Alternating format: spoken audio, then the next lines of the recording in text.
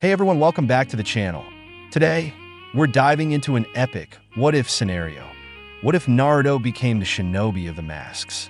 Imagine Naruto discovering the Uzumaki mask shrine and unlocking the secrets of his clan's legendary techniques.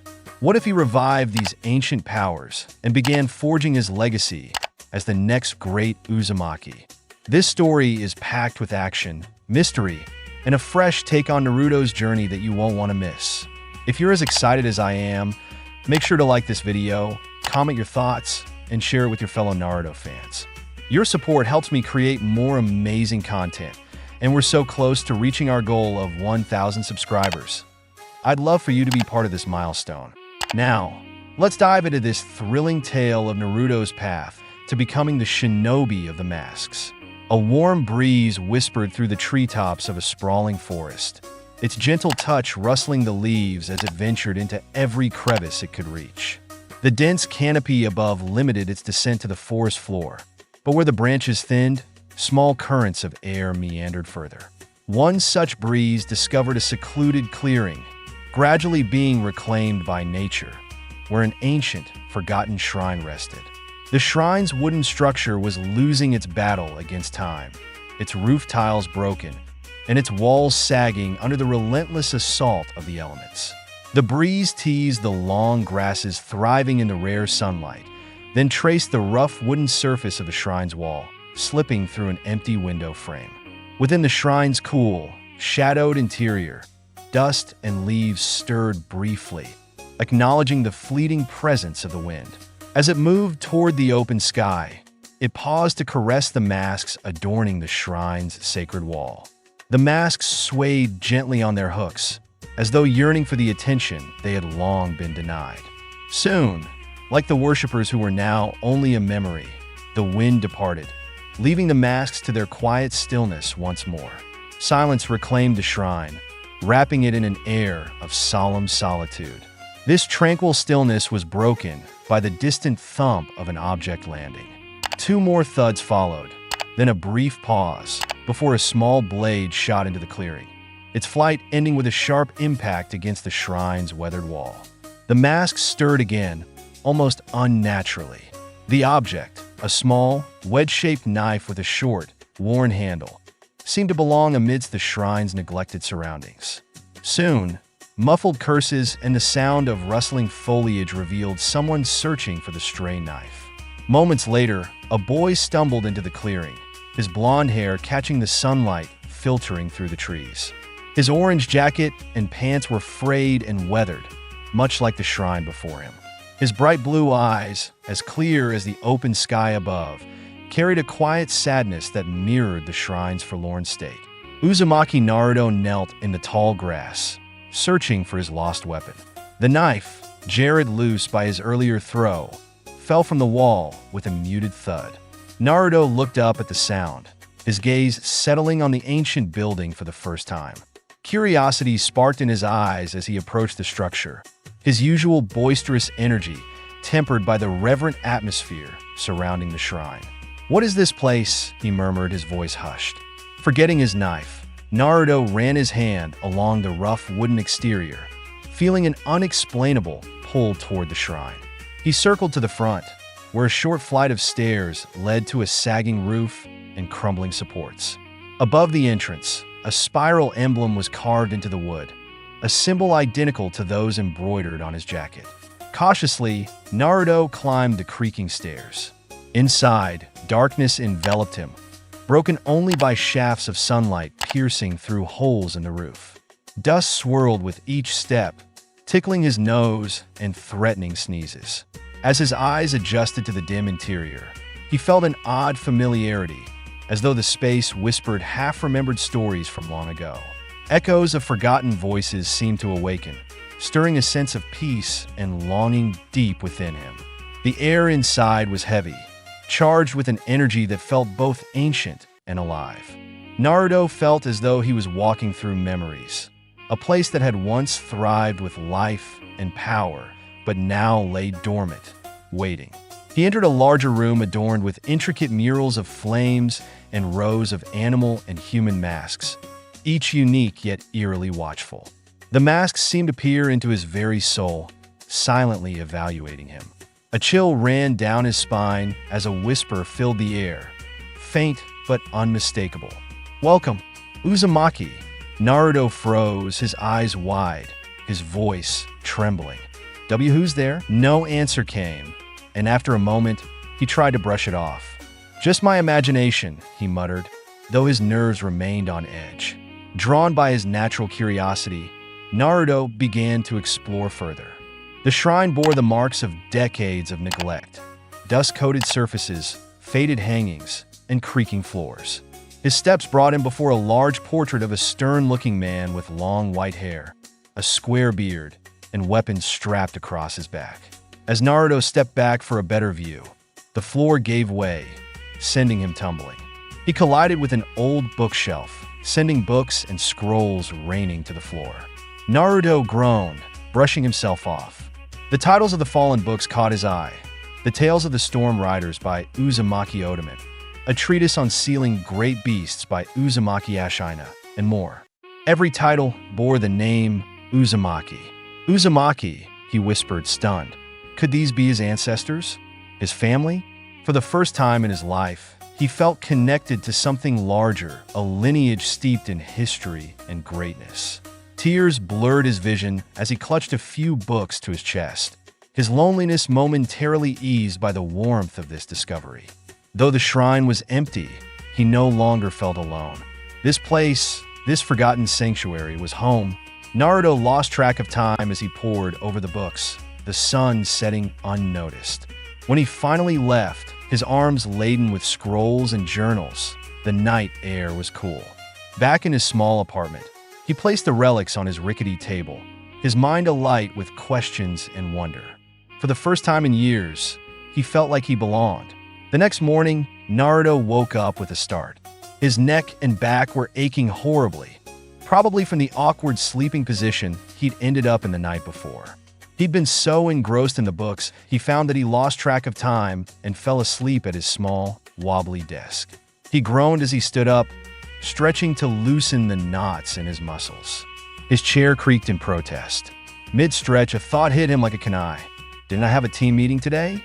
Oh no, I'm late. Scrambling to grab his gear and sandals, he paused just long enough to stuff the book he'd been reading into the equipment pouch at his waist. He bolted out of his open window and onto a nearby rooftop.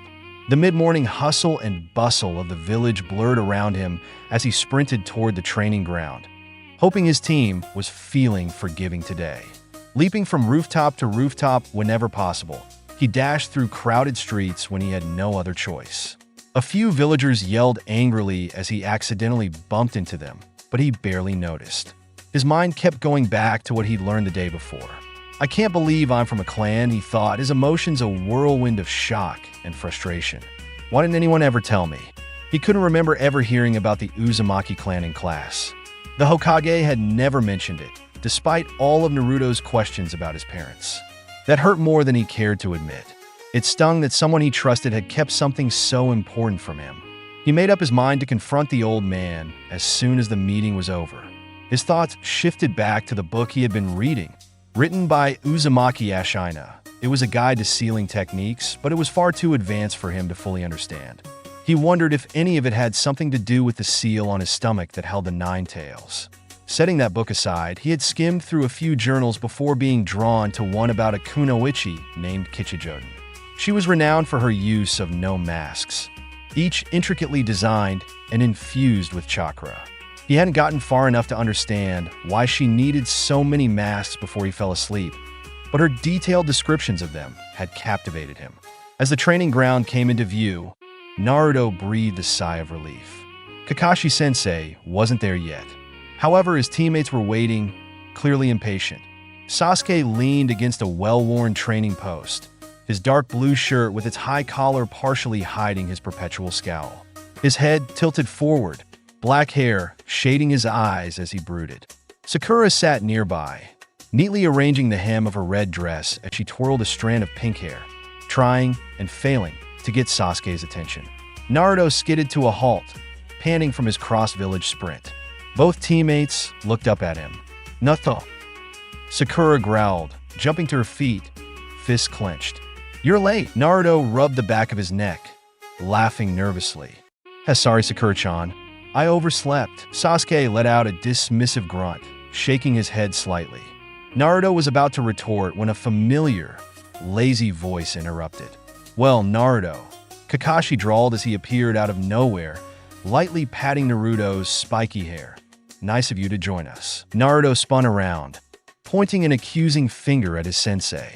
"What do you mean, Kakashi-sensei? You're later than me." Kakashi ignored him, raising a finger as if imparting profound wisdom. "Punctuality is a virtue for a ninja. It shows respect and reflects well on the village. Don't make a habit of being late." Naruto growled at his sensei's hypocrisy, but ultimately huffed and crossed his arms in resignation. Kakashi patted Naruto's head again. "Let's start with some team-building exercises before we check out today's mission." A collective groan echoed from the genin, accompanied by dramatic head-hanging from Naruto and Sakura. Despite their protests, they began their training under the watchful eye of their seemingly unbothered sensei, who returned to his favorite orange book, chuckling as he turned the pages. Hours later, Naruto collapsed onto the cool grass, sweaty and exhausted. Sasuke and Sakura weren't faring much better. Perched on a training post, Kakashi glanced up from his book. "If you're all this tired already, maybe we need more endurance training," he teased, stopping short at the wave of killing intent from his students. "All right, take a break before we head to the mission office." Naruto groaned as he sat up, fishing out the journal he had tucked into his pouch. In the bright daylight, the book's worn leather cover and silver embossing gleamed faintly. It was Kichijoten's personal journal, filled with details about her life as a kunoichi from Uzumaki Cure. Naruto's eyes lit up as he read about her mastery of sealing techniques and her creation of chakra-infused masks. Each mask allowed her to manipulate her chakra nature, earning her the nickname Shinobi of the masks. Lost in thought, Naruto barely noticed his teammates calling his name. "Naruto!" Sakura's punch to his head finally snapped him out of his trance. "Ow! Sakura-chan, what was that for?" he complained, clutching his head. "We've been trying to get your attention for 5 minutes." Sakura scolded. "What are you even reading?" Naruto jumped up, holding the journal excitedly. "It's a book I found in this old shrine. It's about an Uzumaki kunoichi named Kichijoten. She was incredible, and there's a whole lot about the Uzumaki clan." Kakashi raised an eyebrow. "The Uzumaki masked shrine? I thought that was destroyed during the Nine Tails attack." Naruto's curiosity only grew. "Sensei, you know about the Uzumaki?" Kakashi nodded, his expression uncharacteristically serious. The Uzumaki were an old clan, close allies of Konoha. They were known for their mastery of sealing techniques. But his voice trailed off, and Naruto's heart sank as Kakashi explained the destruction of Uzumaki Cure and the scattering of its people. Even as Naruto wrestled with the loss of a clan he'd just discovered, a spark of determination ignited within him. He clenched his fists and looked toward the sky, silently vowing to uncover the truth about his heritage and make his mark on the world. The sun gleamed brightly over the bustling village below, its gentle rays offering a tranquil blessing of mid-spring, a soft promise of warmth before the season would turn to summer's fiery intensity. The sunlight streamed through the 6 large windows of the Konoha mission office, bathing the room in golden light. Inside, several ninja teams waited patiently, as scrolls and reports exchange hands with each mission's issuance or completion. In one particularly sunlit corner, a quiet young girl stood, her status as a freshly minted genin reflected in her modest demeanor. The sunlight danced off her cream-colored jacket with fur trim as she gazed at the hardwood floor, her pearlescent eyes following its grain patterns. Though her attention seemed fixed downward, her thoughts often flitted upward, stealing glances through dark blue bangs at her team. Kiba stood nearby with his hands shoved into his pockets. Akamaru perched comfortably atop his head. His spiky brown hair peeked out from beneath the small, white Nin pup, while his fur-trimmed hood lay pulled back. He wore a gray jacket zipped up snugly, his face betraying only the mask of bored acceptance rather than his usual mischievous smirk. Their sensei, Kurenai, stood a few paces away, poised and professional in her rap-style dress with one crimson sleeve that matched her piercing eyes. Yet, those familiar with her could see subtle signs of her own boredom in her posture and gaze. Hinata suppressed a quiet giggle, noticing the contrast between her sensei's polished appearance and her teammates' casual indifference. Each of them sported fur-trimmed attire, as if defying the warmth of spring. Only Kurenai seemed dressed for the land of fire's climate. Lastly, there was Shino. He stood by one of the room's potted plants, engrossed in observing a small insect crawling along a leaf. His high collar and dark sunglasses obscured most of his face, but his spiky brown hair and serene demeanor were unmistakable. Extending a pale finger, he offered a gentle perch to the tiny traveler, who happily obliged. Hinata smiled softly as she watched her teammates. She felt fortunate to be part of a team with such capable genin and a sensei who had mentored her long before their team had officially formed. However, her smile faltered as memories of her father surfaced, his stern gaze, brimming with disappointment, eventually fading into apathetic detachment once Kurenai had taken over her training. The sound of the office door opening behind her interrupted her thoughts. She turned, curiosity flickering in her pale lavender eyes. The sight that greeted her sent a rush of warmth to her cheeks. A boy in bright orange, his sunny hair as unruly as ever, stepped inside. Uzumaki Naruto. He was flanked by Haruno Sakura and Uchiha Sasuke, their team led by the ever-relaxed Hitaki Kakashi, his nose buried in an orange-covered book. Hinata's blush deepened when she noticed Naruto engrossed in a leather-bound tome, an unusual sight for the typically energetic boy. She marveled at his focus, wondering what could hold his attention so completely. Her heart raced when his team lined up directly behind hers, bringing Naruto within mere feet of her. Oblivious to her presence, he continued reading, while Hinata felt as though her entire being was aflame. Kurenai noticed her student's sudden stiffening and glanced back, her sharp eyes landing on Naruto. A knowing smile tugged at her lips as an idea formed, a chance to lighten the monotony of waiting in line. "Hello, Kakashi-senpai," she greeted smoothly, her gaze briefly narrowing at his infamous book. "Reporting or picking up today?" "Picking up," Kakashi replied without looking up.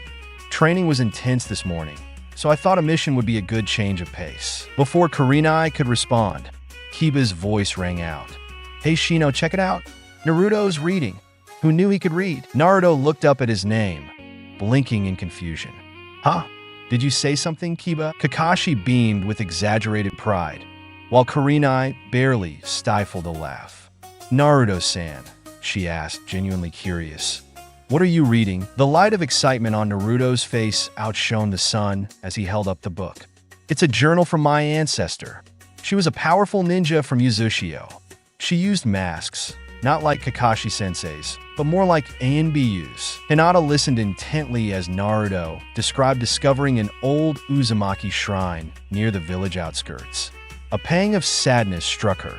She had never heard of the Uzumaki clan. Gathering her courage, she softly asked, "Kei Kurenai-sensei? I've never heard of the Uzumaki clan. Are they?" Kurenai knelt slightly to meet Hinata's gaze, her voice gentle. "The Uzumaki weren't affiliated with Konoha, but some of their members lived here, like Uzumaki Mido." She looked at Kakashi. "Though, even I don't know much about them." Kakashi nodded. The Uzumaki were allies of the Senju before Konoha was founded. Their village, Uzushio, was destroyed long ago, scattering the survivors. As Kakashi spoke, Hinata's heart ached for Naruto. To learn of his family's history only to discover it had been lost. It must be so painful. She wanted desperately to comfort him, but the words tangled in her throat, leaving her silent. Naruto, oblivious to her concern, grinned confidently. "Don't worry, Hinata.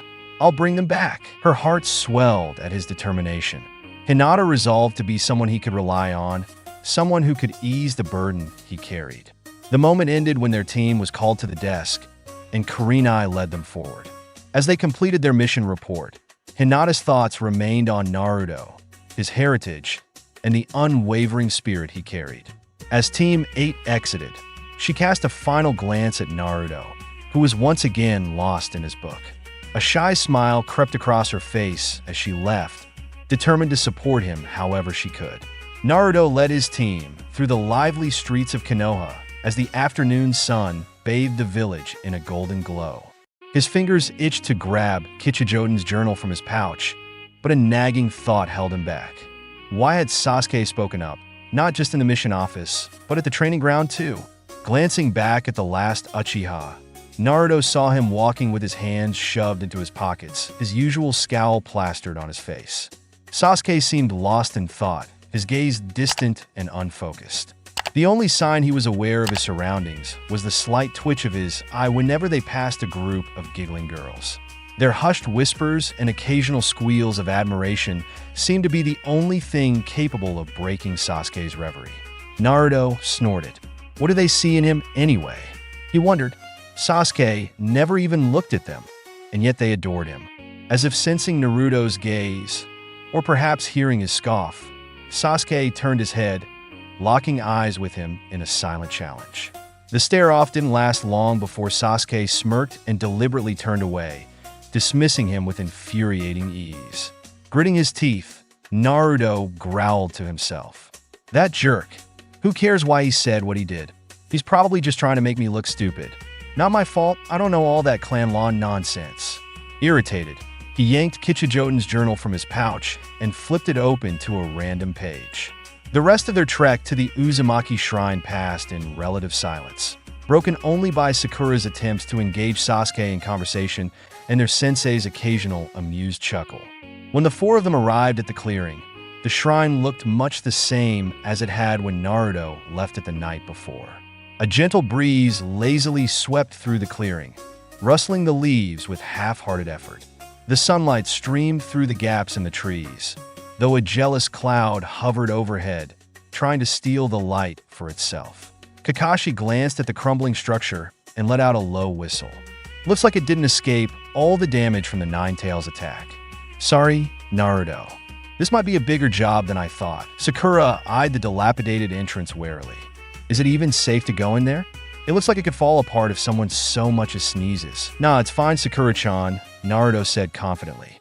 I was in there yesterday, and it held up just fine. Sasuke grunted, though it sounded more habitual than condescending. As he looked at the shrine, memories of his own ruined clan compound surfaced unbidden, dragging with them the anguish of that night. Shaking off the painful recollections, he steeled himself and strode up the stairs with a determined air. Naruto bounded after him, his excitement manifesting in heavy steps. Sakura and Kakashi followed closely behind. Inside, the shrine was just as Naruto had left it. Shadows clung stubbornly to the corners, giving way only to beams of sunlight that filtered through the roof and the light of their flashlights. Naruto led them through the foyer, the light illuminating more details than he'd seen before. The walls were lined with portraits of prominent clan members and leaders, along with a large tapestry of what Naruto assumed was Uzushio, the Uzumaki's ancestral village. The tapestry depicted steep hills surrounding the village, with tall buildings reaching skyward. A waterfall cascaded from the northern hills, forming a river that split the village in two. Colorful rooftop gardens dotted the skyline, and sparkling fountains adorned the intersections. It's beautiful, Sakura murmured. That waterfall looks so romantic. Don't you think so, Sasuke-kun? She glanced at him hopefully, only to deflate when he didn't acknowledge her. The group continued their exploration, eventually arriving at a wall adorned with masks. Naruto once again felt the weight of their gaze, though it comforted him to know this was his family's shrine. Kakashi studied the masks thoughtfully. Naruto, what was the name of your ancestor who wrote that journal? Kichijoten, Naruto replied. Kichijoten of the gnome masks. The masked jonin tapped his chin, trying to recall a memory that teased the edge of his mind. After a moment, he shook his head clear. All right, team, let's get started. Sakura cataloged the masks, described each one briefly. Sasuke, assess the exterior and grounds. Once you're done, join Sakura in noting the interior's condition. Naruto, you're with me. Let's explore the rest of the shrine. As they dispersed to their tasks, Naruto led Kakashi to a small library filled with journals and scrolls. They spent hours inspecting the room and its contents. When Kakashi stumbled upon a taijutsu scroll, Naruto perked up with excitement. Though the scroll contained only basic forms, it hinted at a unique Uzumaki style. The sun dipped lower as they returned to the mask room, where Sakura was finishing her notes. Kakashi announced the day's end, and the group prepared to leave. But as Naruto lingered, a soft sound from the doorway drew his attention. Kunai in hand, he turned to find the source. Silhouetted by the setting sun stood Hinata, who yelped and stammered an apology, her cheeks flushed red. Hinata felt her cheeks grow even hotter, but meeting Naruto's gaze gave her the strength to keep going, even though her hands trembled slightly. When you said you'd bring the Uzumaki back, I believed you, and I want to help by helping you restore your clan's shrine. There was more she wanted to say, but her courage faltered. Instead, she bowed deeply, her midnight blue hair falling forward to hide her teary eyes. Naruto froze, completely stunned by her words. He could hardly believe that someone would believe in him so much. His whole life, he'd been labeled a screw-up, constantly reminded of his failures by nearly everyone in the village. No matter how hard he fought for respect, it was always out of reach. Yet here was Hinata, a shy girl from his class, offering him her unwavering support, freely and sincerely. Sure, she was a bit timid, maybe even a little odd, but she had come here on her own, just to help him.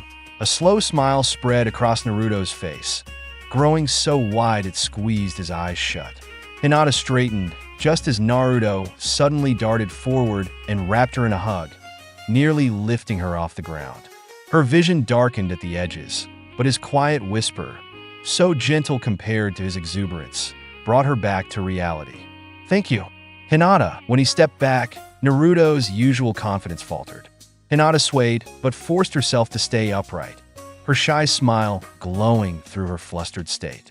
Her heartbeat raced like a hummingbird's wings, but she managed to hold on. So, do you want to look around first? Naruto asked, scratching the back of his head. I don't think we can get much done tonight, but maybe you could help me search for jutsu scrolls in the library? At her nod, he led the way deeper into the shrine. Before crossing into the next room, Naruto paused by a large tapestry. It depicted a vast village surrounded by swirling waves. This is Yuzushio, Naruto announced, pride in his voice. The village hidden in the whirling tides. Hinata gasped in awe, her lavender eyes sparkling as she took in the image. Naruto's chest swelled with pride, seeing his ancestor's legacy through her admiration. As the sun dipped lower, casting a warm orange glow through the ruined shrine, they moved farther inside. Hey, Hinata-chan, Naruto began casually, not noticing her stumble at the honorific. How did you know where to find this place? You left the mission hall before I told the Hokage about it. Hinata hesitated, her face flushing even more. I didn't know exactly, but I thought you might come here to recover your clan's belongings. When I saw your teammates leaving earlier, I figured your mission was related. I arrived just after your sensei left. Whoa, that's pretty smart. Naruto grinned, impressed. But how do you actually find it? Hinata blushed at the compliment. I used my Byakugan. It's my family's bloodline. It lets me see long distances and chakra. Naruto tilted his head. Byaku what? She giggled softly and activated her Byakugan. Her lavender eyes shifted, faint pupils visible as chakra surged into her optical veins. Naruto stared, wide-eyed. Whoa, that's awesome. You can see chakra. Hinata nodded, suppressing a smile at his excitement. She scanned the shrine and noticed faint traces of chakra around the seals and artifacts scattered throughout. Naruto-kun? Do you know what the other chakra signatures here are? She asked. Other chakra? What other chakra? Naruto stiffened, suddenly alert. Are there people here? No. They're seals, maybe to protect the shrine, Hinata clarified. Together, they explored, guided by Hinata's Byakugan. At the shrine's entrance, they found a preserved seal etched into a pillar. Naruto instinctively reached out, but Hinata stopped him. Wait, it could be dangerous, she stammered. It might be an explosive seal to protect the shrine from enemies. Naruto withdrew his hand quickly, but as he examined the intricate lines of the seal, He felt an odd sense of familiarity, as if the shrine itself was whispering to him. The faint voice grew clearer. "Uzumaki. Hinata." Naruto murmured, his voice hushed. "Did you hear that?" "Hear what?" "I think it's calling me." Hinata's brow furrowed in concern, but trusted his intuition. "Maybe try channeling chakra into it." Naruto hesitated, then sent a small surge of chakra into the seal. Immediately, a faint glow surrounded the shrine. "What happened?" Naruto asked, looking around. Hinata reactivated her Byakugan and gasped. "The shrine's surrounded by a barrier. I can't see beyond it." Intrigued, the pair continued investigating, eventually discovering a hidden staircase beneath a portrait. Naruto's excitement was infectious as they revealed the passage, but as dusk deepened into evening, Hinata's face fell. I need to go home," she said, her voice tinged with regret. "My father will worry if I'm late." Naruto paused, torn between exploring and letting Hinata leave alone. But as he looked at her, the decision became clear. "They've waited this long," he said, smiling warmly. "One more night won't hurt. We'll do this together. Next time." Hinata's heart swelled at his words. Tears welled in her eyes as she bowed deeply. "Thank you, Naruto-kun." Naruto beamed. For the first time, he didn't feel alone, and neither did she. A breeze blew briskly across Training Ground 7, shaking the sleepy grass with cool vigor as it raced the coming dawn. It swept the dew from leaf and blade with impunity, confident in its sovereignty over the vegetation at such an early hour. It soon reached a patch of grass that had already been stripped of dew and showed signs of hard wear. This area of training ground had been put to use by a young, orange-clad ninja, surprising the energetic wind, which normally shared these early hours with a pair dressed in green. The breeze could not be perturbed for long, and soon went in search of new adventures, leaving Naruto to shiver slightly in the cool morning air. Naruto had been too excited to begin learning the Uzumaki jutsu they'd found in the shrine the day before to wait for team training. At the first lightening of the sky, he rushed out of his apartment, barely pausing long enough to lock his door. He practically flew to the training ground, a pack holding a few items from the shrine that Kakashi had suggested he bring. When he'd arrived in the pre-dawn light, he gently placed the pack on top of one of the training stumps to protect it from the dew-drenched grass, and drew out the scroll containing the Uzumaki taijutsu style. After spreading it out on a nearby rock for reference, he began with a brief warm-up to loosen his limbs in preparation, then moved on to attempting to copy the forms illustrated in the scroll. His progress had been slow and frustrating. The damp grass sabotaged his footing and made the wrestle with the forms more taxing. Fortunately, he never adhered to the style taught in the academy, preferring an ad hoc, brawler method of fighting, so he didn't have to replace much existing muscle memory. Unfortunately, since he'd never learned a dedicated taijutsu style before, he was unsure how the forms were supposed to link together. After over an hour of struggling and feeling next to no progress, he'd flopped down to the wet grass, aching limbs protesting loudly. This was the position the wind had found him in, and where he now lay, building an entirely new style from essentially nothing, with only a scroll as his guide, was more frustrating than he'd anticipated. He would need a teacher to show him how to move his body to match the descriptions in the scroll if he ever hoped to master his clan's fighting style. With any luck, his sensei's friend would be able to fill that role. After a few more moments, Naruto pulled himself to his feet and retrieved the scroll from the rock, rolling it up as he returned it to his pack on the nearby training stump. Naruto fished out the remaining items he'd brought, 3 of Kichijoden's masks that he had picked out before leaving the shrine with Hinata. The first was fashioned to resemble a hawk, sharp features accentuated by fierce lines. The second mask was in the likeness of a bear that seemed to change from friendly to ferocious, depending on how one looked at it. The last was the strange lizard he had seen Sakura enter into the catalog.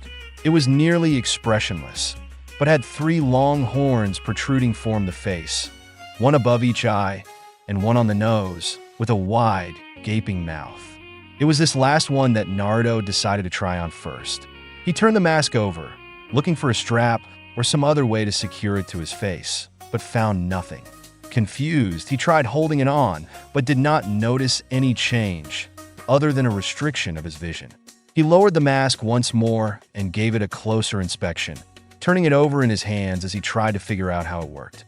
After a few moments, he set the lizard mask aside and reached for the hawk. The same procedure yielded similarly disappointing results. Naruto groaned in frustration. How are these things supposed to work? He plopped back down to the grass, leaning against the stump. He held the lizard mask up to the sky, watching the early morning rays play along the surface, the light and shadow animating the face so that it appeared to be alternately grinning and frowning down at him. It seemed he'd have to wait for Kakashi to help him figure these things out after all. Thinking of his one-eyed sensei reminded Naruto that the Jonin had mentioned the journal might hold some clues about how Kichijoden used her masks. He reached back to his equipment pouch to retrieve the book that had begun this whole journey. Thumbing through the pages, he came again to the image that had first caught his eye, that of Kichijoden expelling a great ball of flame at her enemies. Turning back a page, Naruto began to scan the words. Finding the camp had been the easy part. Yoshiro had been able to sense the gathered chakra signatures from quite a distance away. His mastery of the mind's eye of the Kagura never ceases to amaze me. I know he hopes his little Mariko can follow in his footsteps, but the girl seems to have scant interest in the life of a shinobi.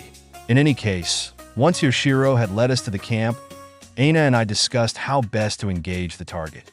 Ideally, we wanted to avoid most of the underlings and lure Kajimura to us, but we all knew he was far too paranoid to stray far from the perceived safety of his little army.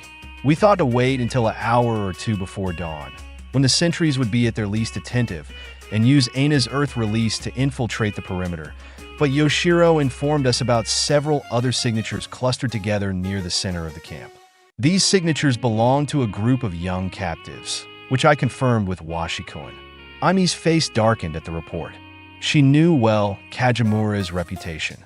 It seemed like I would get to try my new mask out earlier than I'd thought. I was nervous about trying it so soon after finishing the seals. I hadn't even had a chance to test it yet. And it was the first time I had made a mask based on a being as potent as Kuzunoha. Still, I knew I would need all of her power I could get, and likely several of my lesser masks as well. Naruto paused in his reading. Kichijoden mentioned she'd had to finish the seals before she could use the mask. He had no idea what she had done, but if it involved Fuinjutsu, then maybe it worked like the seals he and Hinata had found in the shrine. Naruto picked up the lizard mask once more, looking closely to locate any hint of a seal. However, even with the strengthening sunlight, he could find no trace. The lacquered paint was smooth and hard across the surface, and the inside was similarly unblemished. Something tickled at the back of his mind, but he couldn't quite grasp it. The feeling difficult to describe. It was like gossamer moonlight on his skin, leaving the echo of the sun's warmth impressed on his mind, without any perceptible heat of its own. Though he could see no indication, the longer he looked, the more certain he became that the mask indeed housed a sleeping power just beneath the surface. Hesitantly, he moved the mask back into place, holding it against his skin. The smooth interior was cool, though it warmed quickly from his own body temperature. Naruto slowly gathered the smallest spark of chakra he could into his palm, before pushing it timidly into the mask. Naruto knew immediately that it had worked. His vision was the first thing he noticed. It was disorienting enough that his brain refused to process what had happened. The world spun as he tried to make sense of what he was seeing. Even sitting, he lurched forward, closing his eyes against the unfamiliar assault. The grass beneath him, and now clutched tightly in his fists, provided something he could anchor himself to as he struggled with a new sensation. With his eyes closed, he could begin to sort out the other feelings activating the mask had brought. The mask itself adhered to his face like a second skin. The fit was comfortable and natural enough that he could hardly notice it was there. He was almost certain that, were he to move the muscles of his face, the mask would reflect even the smallest twitch. He eventually sorted out that some of what he was experiencing was an extreme enhancement of his sense of touch. The grass was cool and wet beneath his fingers. He could feel the tiny edges on each blade, the slight temperature change from his touch. He could tell when the breeze picked up before it reached his face, because he could feel the grass begin to move to the subtlest disturbance in the air. He knew without looking there was a ladybug crawling through the grass to the left of his hand, each footfall landing like a galloping horse. Slowly, tentatively, Naruto tried reopening his eyes. He stopped at the barest slit as the sensation threatened to overwhelm him again. After a moment, he realized he could see all around him all at once. He could see the training stump behind his back as well as the ground in front of him, though he noticed the expanded view was greater horizontally than vertically. Is this how Hinata sees things? No wonder she looks about ready to faint all the time. Naruto had to admit, though, as he got more used to it, being able to see nearly all around him at once would be a terrific boon to a ninja. It would definitely take some patience and practice becoming accustomed to it, though. He couldn't afford to spend several minutes reorienting himself to his new worldview if he wanted to use the mask in a fight. Naruto slowly got to his feet, finally managing to open his eyes fully, though it cost him a couple stumbles before he succeeded in righting himself and remember which way was front. He studied the area around him, an odd experience when his head didn't move, and tried to understand his expanded field of view. The slightest movement seemed to catch his eye, and his enhanced sense of touch combined to give him a nearly complete image of everything within the training ground. After a few minutes of practicing with his new senses, he felt a slow, rhythmic thumping from the ground beneath him. He almost instantly recognized it as footsteps, though he didn't understand how he knew this. As he waited for the owner to appear, he unknowingly settled into absolute stillness. In a few moments, Sasuke walked onto the field, revealed to be the source of the footsteps. Naruto almost shouted an insult to the Uchiha, but his normal competitiveness seemed to be swallowed up by calm patience, and he was content to let his teammate make the first greeting. Sasuke made no such address, which didn't surprise Naruto, but nor did he seem to notice the bright orange-clad ninja, which did surprise him. Sasuke scanned the field as he approached the training stumps, obviously seeing Naruto's pack and the evidence of his early arrival, but his eyes seemed to sweep right over the blonde. A puzzled look crossed Sasuke's face, mirrored by one of Naruto's own. Before either genin had time to think too much on this, they were joined by their pink-haired teammate. Sakura stepped into the training ground, still rubbing sleep from her eyes. As soon as she saw Sasuke, she brightened considerably and let out a friendly call. Sasuke-kun? Good morning. It looks like we're the first ones here again. Sasuke gave his usual taciturn grunt in reply, though it seemed more out of habit due to his distraction. Naruto's been here already. At the Kunoichi's look of confusion, Sasuke merely pointed at the pack on top of one of the training posts. The two approached the stump, passing within a few feet of where Naruto stood. Maybe you went back to the village for breakfast? Sasuke again only grunted in reply. Something seemed off, but he couldn't place his finger on what. His instincts warned him to stay on guard, however, especially after what had happened the day of the team assignments. He refused to let Naruto get the drop on him again. Sakura could feel her teammates' tension and nervously scanned the field for signs of trouble. Surely nothing serious could have happened to Naruto, right? They were still within the village boundaries, so it was safe. Unless enemy ninja had infiltrated the village.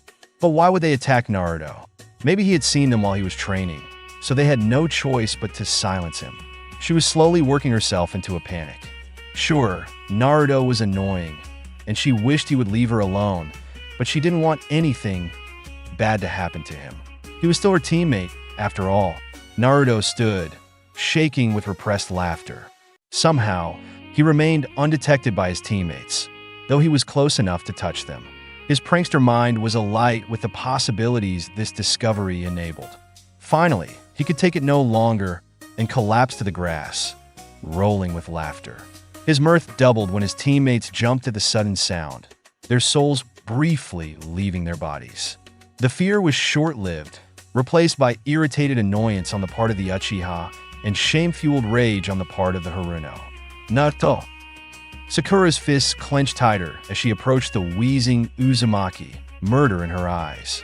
Sensing his impending demise, Naruto tried to rein in his laughter, with little success. And now, as Sakura, I didn't do anything. You both walked right past me. Through tear-blurred vision, Naruto saw Sakura pause. With a final gasp for his starving lungs, he pushed himself to his feet, ribs aching. He moved the mask to the right side of his head where it remained as if held on by a strap. His vision returned to normal as he wiped the tears from his eyes. The motion drew his teammates' attention to his new accessory. "Isn't that one of those masks from the shrine?" Sakura questioned, her curiosity overcoming her anger. "Yeah, pretty cool, huh? It lets me see all around, even behind me, and it let me know when you guys were coming." Sasuke had a calculating look in his eye. "Is that how you were able to hide from us?" Naruto shrugged. "I think so. I'm not actually sure how that happened. I was just standing here, and you two wailed right past me." "Show me." Naruto preened under the attention he was receiving and wanted to push it as far as he could. "So, jerk," he gloated. "Finally ready to admit how awesome I am?" The Uchiha heir glared, but it was Sakura who responded to the blonde's taunt. "Naruto, stop being rude to Sasuke-kun." Naruto was hurt that Sakura once again took their dark-haired teammate's side, but hid the pain behind his normal mask of bravado. Before he could respond, however, the voice of their sensei broke in. "I'd like to see the technique too, Naruto." Kakashi placed a hand on the blonde's head. "If you don't mind." "Kakashi-sensei," the orange-clad ninja spun, pointing an accusatory finger. "You're late." The Jonin waved his hand in front of his face. "Ma, only a little. I wanted to tell you what my friend said about your taijutsu training." The promise of help learning his family's taijutsu immediately erased all of Kakashi's transgressions in Naruto's book, and he stared at his teacher with wide eyes. "What did he say? What did he say?" "Calm down, Naruto." Kakashi held up his hands again to settle the vibrating blonde. "He said he would be happy to help if you let him see the scroll you found dash. Yada." Naruto's joyful jump was cut short by his sensei's next words. "But I will only allow you to meet with him under 3 conditions." He held up his fingers to illustrate. "First, 1 digit went down. You will meet with him at Training Ground 9 at 0400 every day you are in the village until he deems you proficient enough to train on your own. No complaints." Naruto's excitement waned at the early hour, but he quickly nodded, bolstering his determination. 2. Another finger retreated.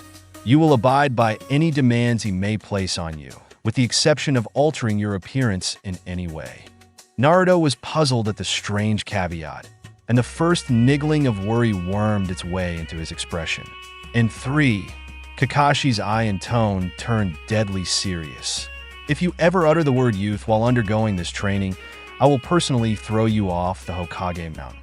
Naruto almost laughed at the final condition, but the impulse was murdered by his sensei's look and flash of killing intent. With wide eyes and pale face, he nodded dumbly.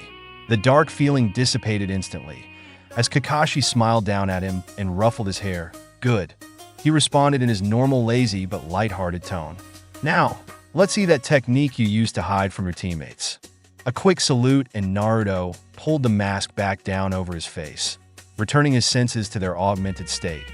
"This lets me see all the way around, even behind me." "Interesting," Kakashi mused. "Sasuke, Sakura, please go stand over there." He indicated a place behind Naruto, then looked back to the blonde. Without turning around, "Tell me what hand sign they are each making." Naruto did as instructed, successfully identifying the hand signs his teammates made, even when his sensei told them to begin cycling through them. After a couple of minutes of moving them around the training field to gauge the range and extent of Naruto's vision, Kakashi brought them back together near the stumps. "All right, time to see your hiding technique, Naruto." The genin chuckled nervously, still unsure how he had done that in the first place. He tried channeling his chakra again, like Hinata had taught him, but he couldn't tell if it had worked. The expectant looks from the rest of his team showed him it had not. Thinking back to before Sasuke had arrived, Naruto attempted to pinpoint what had triggered the technique. He remembered an enveloping feeling of calm and patience, so he tried to slow his breathing. He imagined he was being chased by the academy instructors as on the day he painted the Hokage monument, and focused on when he had hidden behind his camouflage cloth. He stilled himself, even tried to make his breathing shallow and smooth so as not to betray his location. He could reach that state of stillness for only a moment, which had been enough to allow his pursuers to pass him by, but a shocked gasp from Sakura caught his attention and broke his tenuous focus. To his teammates, Naruto had briefly faded from view, blending into the background so perfectly as to render himself practically invisible. Sakura's sudden intake of breath had caused Naruto to snap back into visibility. The kunoichi looked to her fellow genin and her sensei to confirm that they had seen it as well, and saw Kakashi adjusting his forehead protector over the hidden half of his face. The twinkle in his eye confirmed that he had seen Naruto vanish too. Naruto moved the mask back to the side of his head. Did it work? Kakashi nodded, but it was only for a moment. It seems like you need to work on your concentration. He turned to his other two students. Any guesses on how it works? All three genin stood, thoughtful, for a few moments, before Sakura finally spoke up. I didn't see any hand signs, she began, so it has to be a technique stored in the mask itself. Since it was made by the Uzumaki, and you said they were known for their sealing techniques, it is probably from a seal somewhere on the mask, Sasuke added. He too was getting caught up in the mystery of the jutsu. Naruto nodded. Kichijoten said something about seals in her journal, but I didn't see any on the masks. Kakashi tapped his chin with one long finger. It's possible the seals are hidden on the front of the mask. They could have been carved or burned into the wood, then inked and covered with a lacquer to protect and conceal them. Though I have no idea how that could have been accomplished without the seals becoming distorted, or what seals were used. He was grateful to Kushina for sharing what little she knew of Kichijoten's methods, but he couldn't explain much to his genin at this time. Besides, it was good for them to think he was coming up with this all on his own. Naruto's mind began to spin with the possibilities as he absently touched his pouch where the journal lay. He was pulled from his musings when he realizes his sensei was still speaking. I think it's about time you get some practice using that mask in a combat simulation. Sasuke, Sakura, I want you two to spar with Naruto while he wears the mask. Come at him both at once from as many different angles as you can. Naruto, I want you to practice keeping track of multiple targets in your expanded vision and try to get that fading technique working more reliably. If you can avoid capture by your teammates for a reasonable amount of time, we'll head over to the shrine to continue our mission. Naruto felt a cold chill crawl up his spine, as if someone had walked over his grave. He turned slowly to see his teammates, each with a ghoulish smile on their faces. Sakura cracked her knuckles menacingly. The promise of pain for his earlier prank hung unspoken in the air. Sweat began to pour from Naruto's brow. Oh, and Naruto. Kakashi drove one final nail in the last Uzumaki's coffin. No shadow clones. Naruto had eventually gotten the hang of utilizing his expanded vision to track his teammates' movements, which was incredibly useful, but the most he had managed with the other technique was a brief fade into invisibility that lasted a few moments. Still, necessity had driven him to the utmost reaches of his creativity and timing with his new ability. Sasuke, or Sakura, had cried foul on him for using shadow clones more than once when they had him cornered, only for him to fade out of existence at the last moment. After an indeterminable time, all three genin had flopped to the grass, scuffed and exhausted. True to his word, Kakashi had given them an early lunch before ending training for the morning.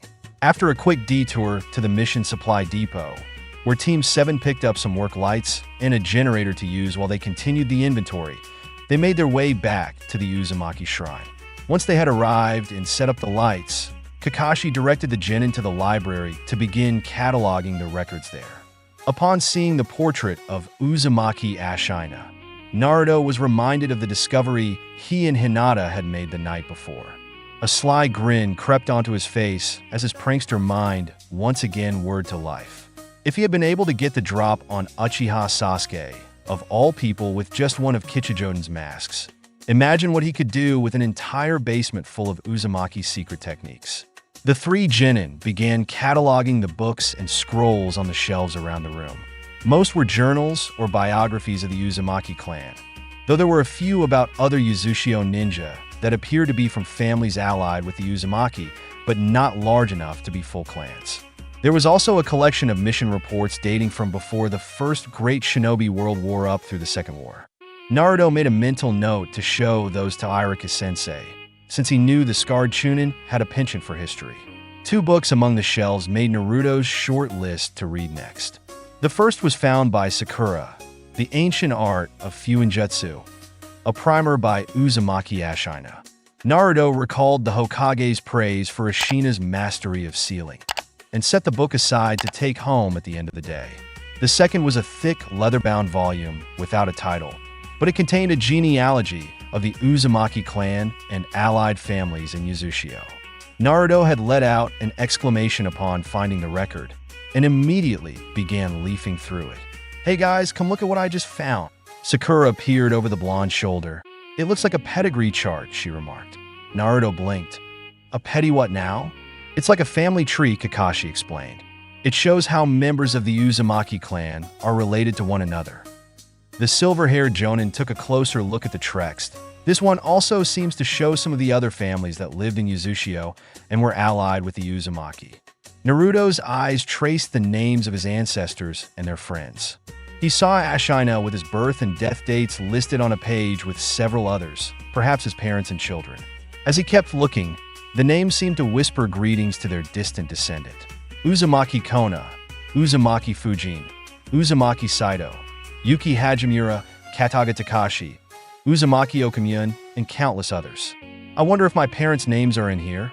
The whisper from the last Uzumaki contained more longing and hope than his teammates thought possible. After a moment, the Genin got back to work sorting through the remaining books. Their time was spent mostly in silence, each contemplating the brief glimpse into Naruto's emotions he normally kept well hidden.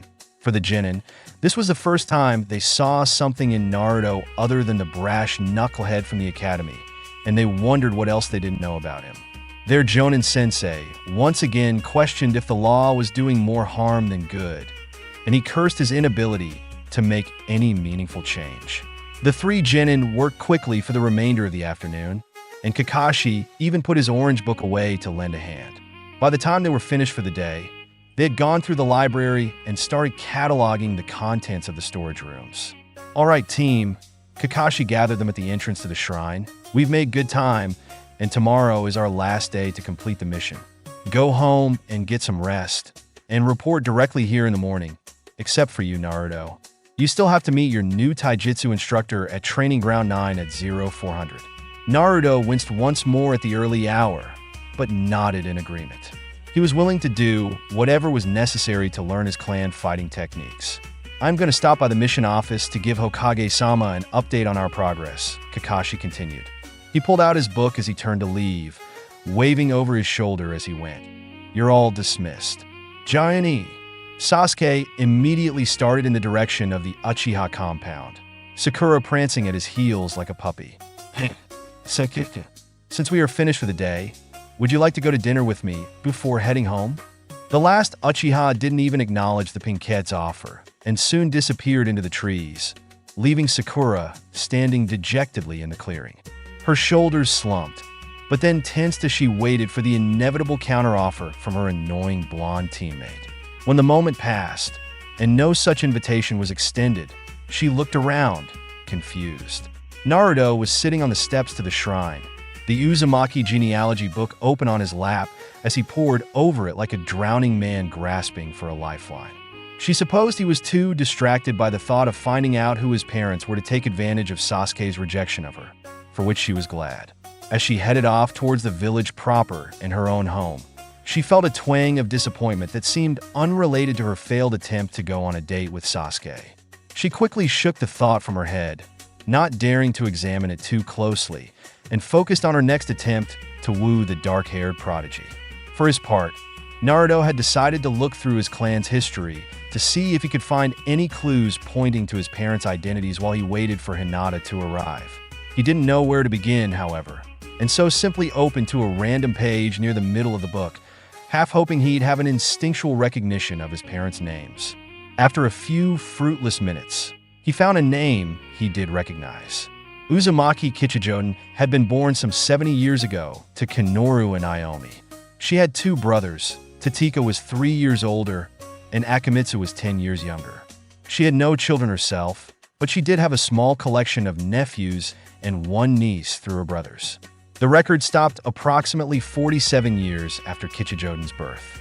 In fact, most of the entries ended with a presumed death date of about 23 years ago. That must have been when Uzumaki was destroyed, he thought, somberly. as he saw more and more of his ancestors' lives cut short by that fateful date. He felt an overwhelming sadness begin to bubble up inside himself. He was surprised by the sudden pain of loss over something he hadn't known existed until 2 days prior. His clan had been gone before he'd been born, but the ache of might have been was made more poignant with each name he read. Naruto was pulled from his morose thoughts by a sound coming from the trees. The warm afternoon sun shone in his eyes, but through the brightness he saw Hinata step into the clearing, bearing a cloth-wrapped bundle. She must have seen something in his gaze, for she hesitated, then quickened her pace towards him. "Naruto-kun, are you all right?" Concern etched across her face. Confused, the blonde suddenly noticed an itchiness in his eyes and rubbed his hand across his face. It came away damp.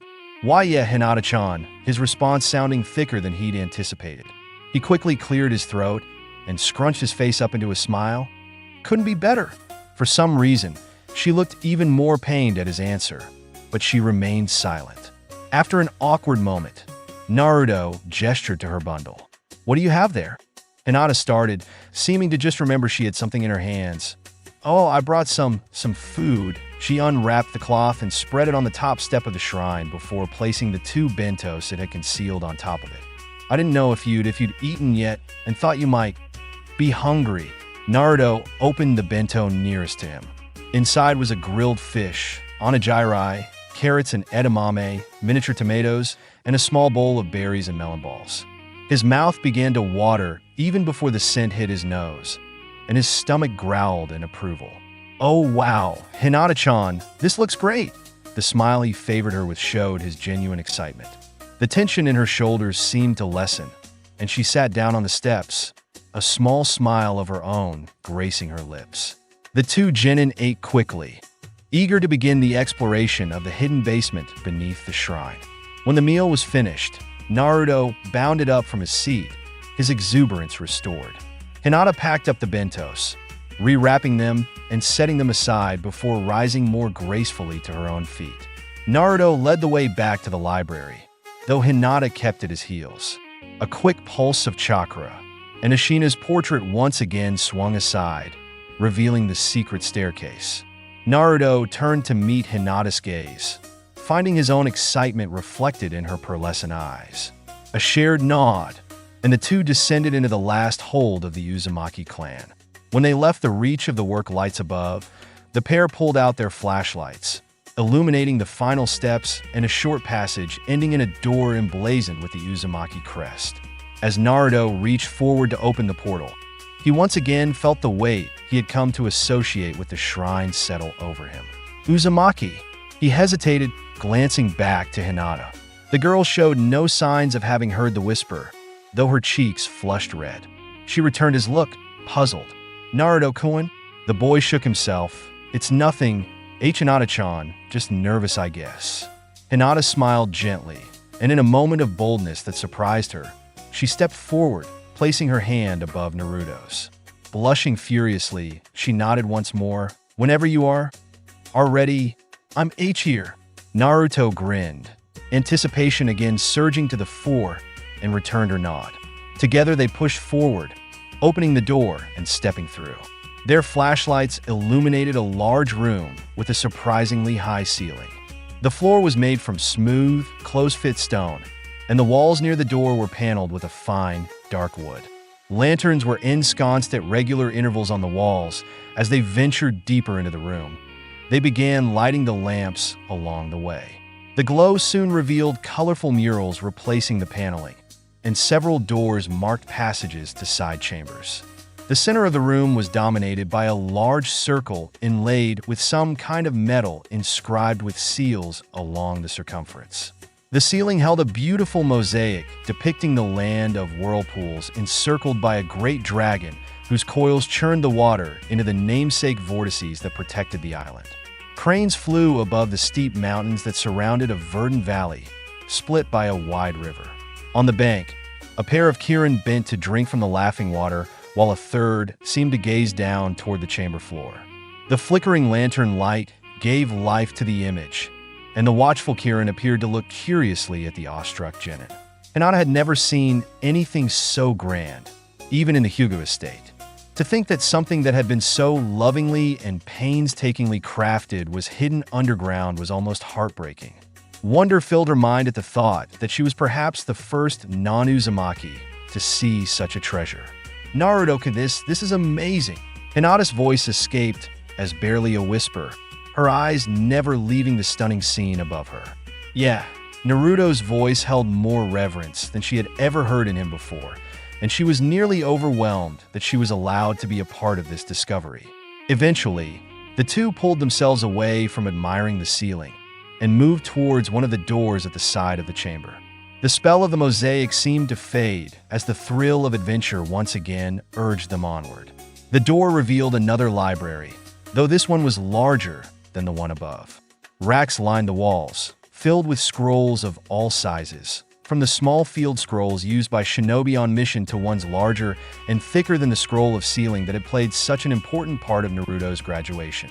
A quick perusal showed them to contain techniques from every branch of the ninja arts, from ninjutsu and jinjutsu, to taijutsu and weapon jutsu, though by far the largest portion of the collection was devoted to fuinjutsu.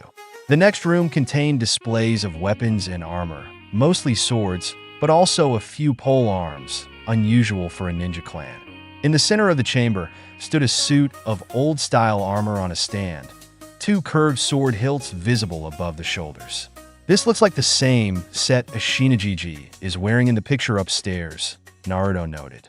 Hinata nodded her agreement, though she was stunned that all of this could have been hidden underneath the Uzumaki shrine for who knows how long, with no one in the village any wiser. The wealth of techniques in the scrolls alone would be irresistible to almost any ninja. The presence of the concealing barrier made more sense now that she could see what it was truly protecting. The final rooms in the basement were less exciting, holding what looked to be a workbench or study in one, and training equipment and supplies in the other.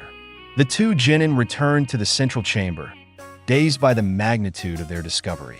Hinata's worry was growing as she turned to Naruto, who kept glancing back to the scroll room.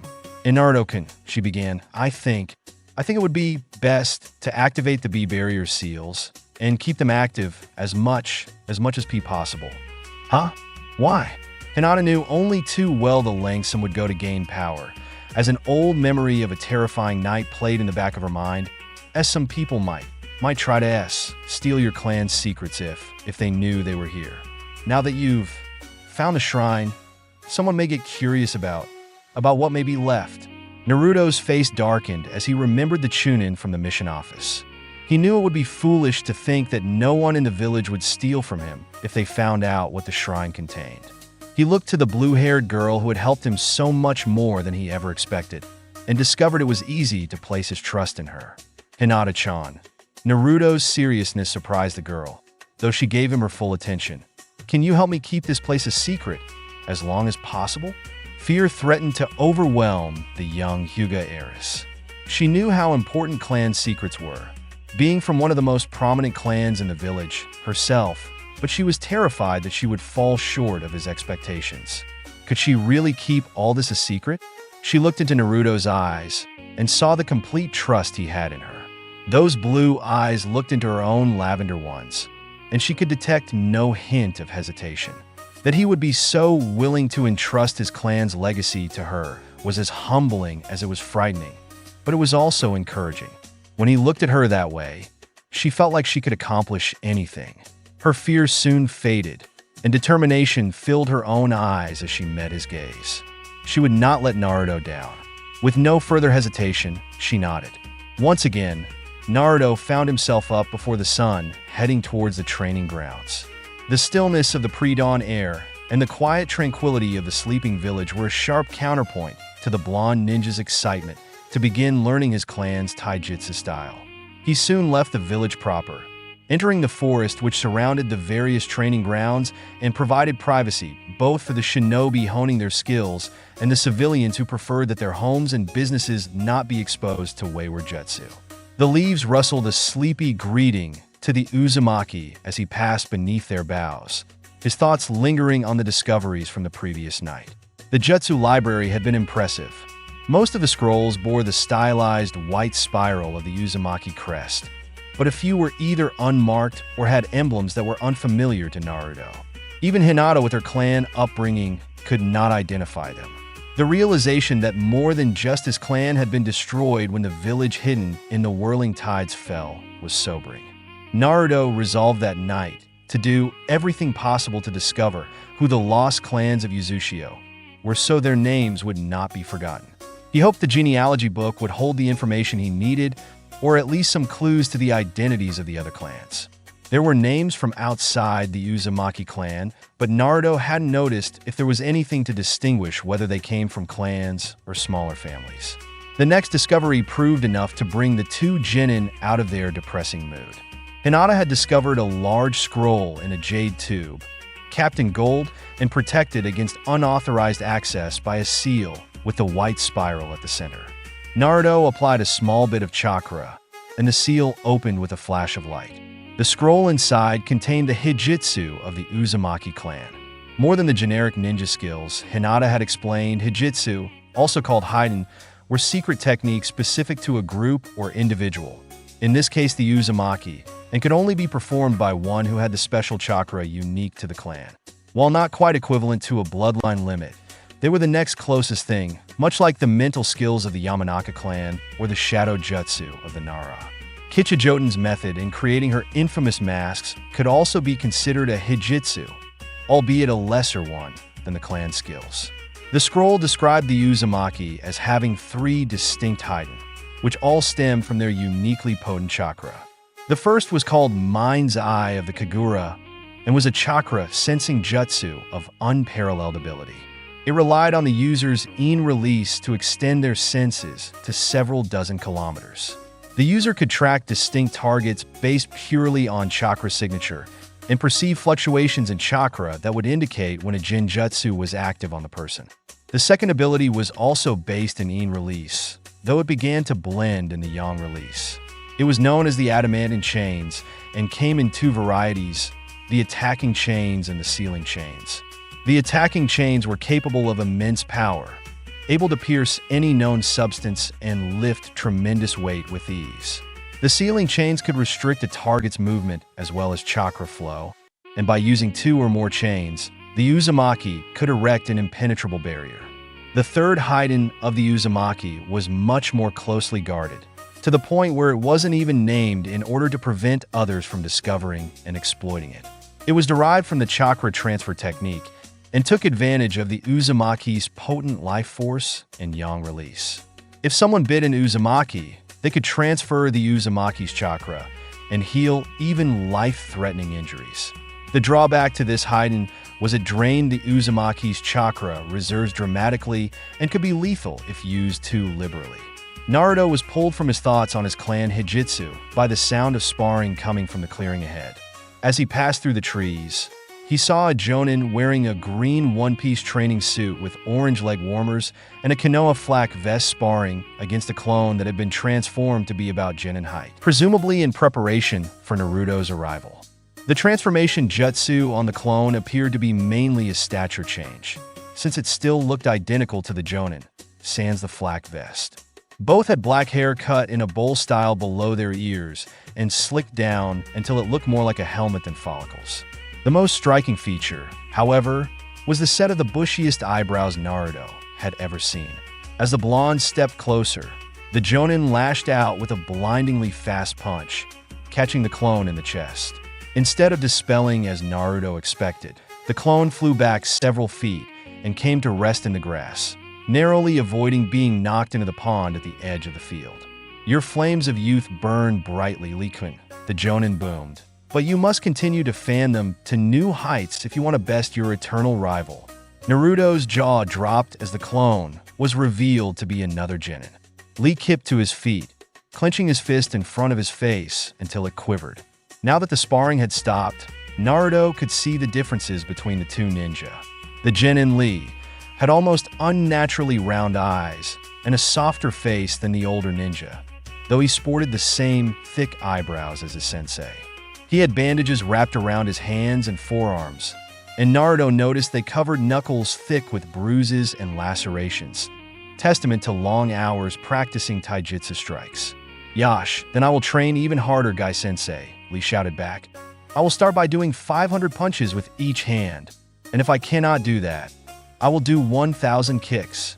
And if I cannot do that, I will run around the village 50 times with a boulder on each of my legs and arms.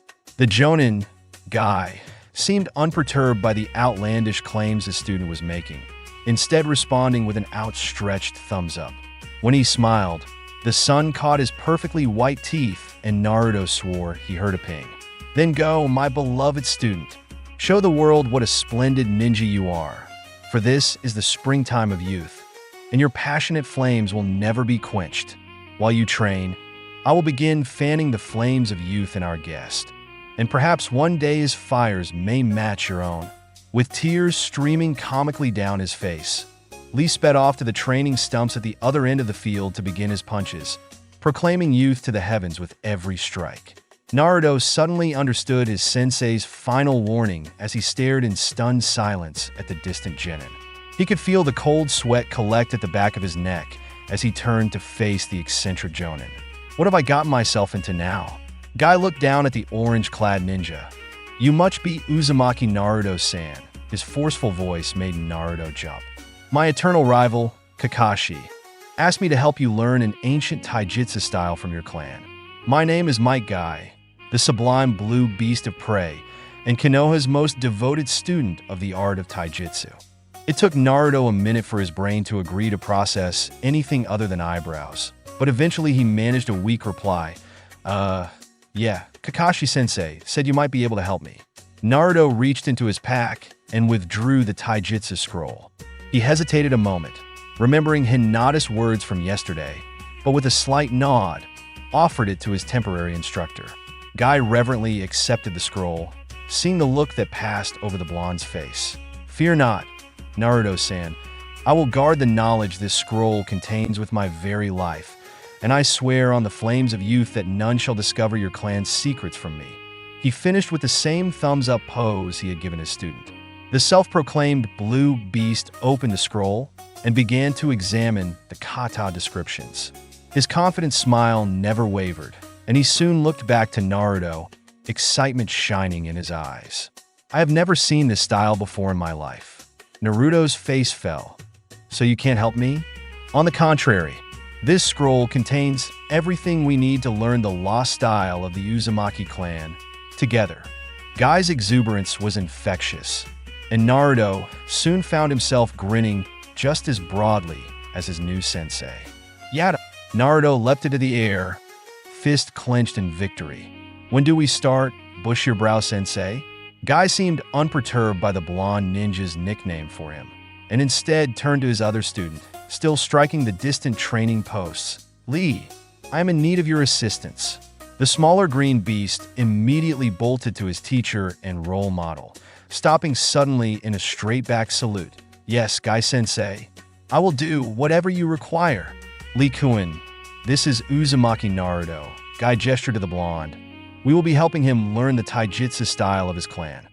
He then turned to Naruto to complete the introduction. Naruto-kun, this is Rock Lee, my precious student. He will help provide a sparring partner for you as you learn. It is a pleasure to meet you, Naruto-san. Lee bowed deeply at the waist. I promise I will be the best sparring partner you could wish for. Naruto was taken aback by the intensity of the pair, but their enthusiasm was quickly growing on him. Thanks, bushy brows. Guy barked, regaining his student's attention. Since this style belongs to the Uzumaki clan, there will be times when I will need to instruct Naruto-kun privately. Since I am unfamiliar with the style myself, there will also be times when I will need to observe Naruto-kun's technique from the outside. In these instances, I will ask you to spar with him. Of necessity, you will be exposed to some aspects of the style as the two of you spar, but you are under strict instructions to keep silent about any secrets you may glean from your observations of the techniques. Do I make myself clear? Perfectly clear, Guy-sensei.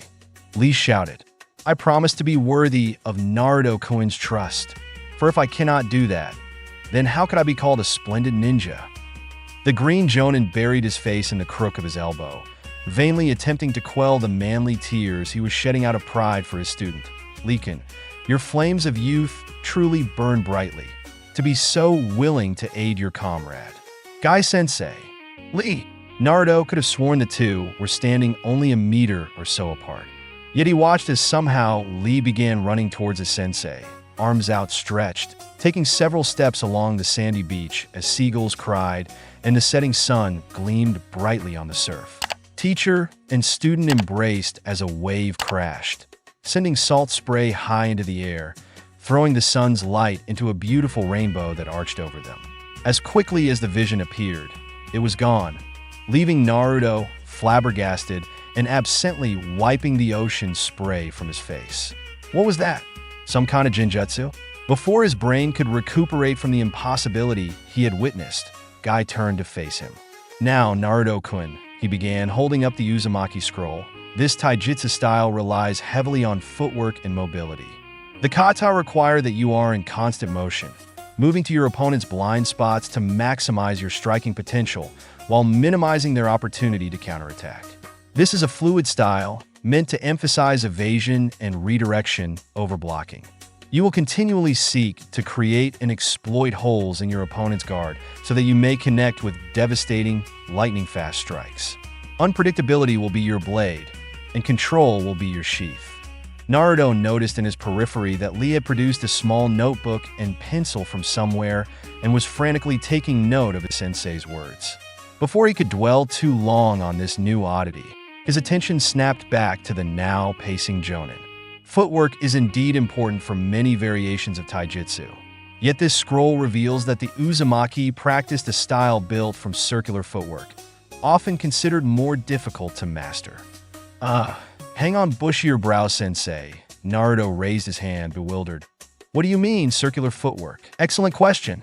Within the art of taijutsu, most styles are built on one of three conventional patterns of footwork. These patterns are linear, triangular, and circular. The linear styles are built on the philosophy that the fastest and most efficient way to reach the opponent is a straight line. They rely on rigid stances and rapid advance and retreat to overwhelm their adversary. The Hyuga's gentle fist is one such style. Guy dropped into a wide stance, turning his torso so that his front foot and shoulder aligned, facing Naruto. He crouched low, one arm extended, palm forward. The other hand held at his waist, palm up. He demonstrated a few quick advances and retreats, throwing palm and finger strikes as an example. Triangular footwork consists of moving toward your opponent at an angle, placing yourself in superior positions for attack and defense. The strong fist style that Lee and I practice utilizes this philosophy. Lee-kun, if you would demonstrate. The older genin quickly dropped into his taijutsu posture, torso more squared towards Naruto, with bent knees and a slightly narrower stance. His front hand was held in front of his chin, palm facing backward, while his other hand was clenched in a fist at the small of his back. As he demonstrated his advances and retreats, he appeared to be zigzagging along the points of a diamond, randomly changing direction. The kicks he exhibited often came from the side, seeking to get around Naruto's guard. Guy continued with his explanation.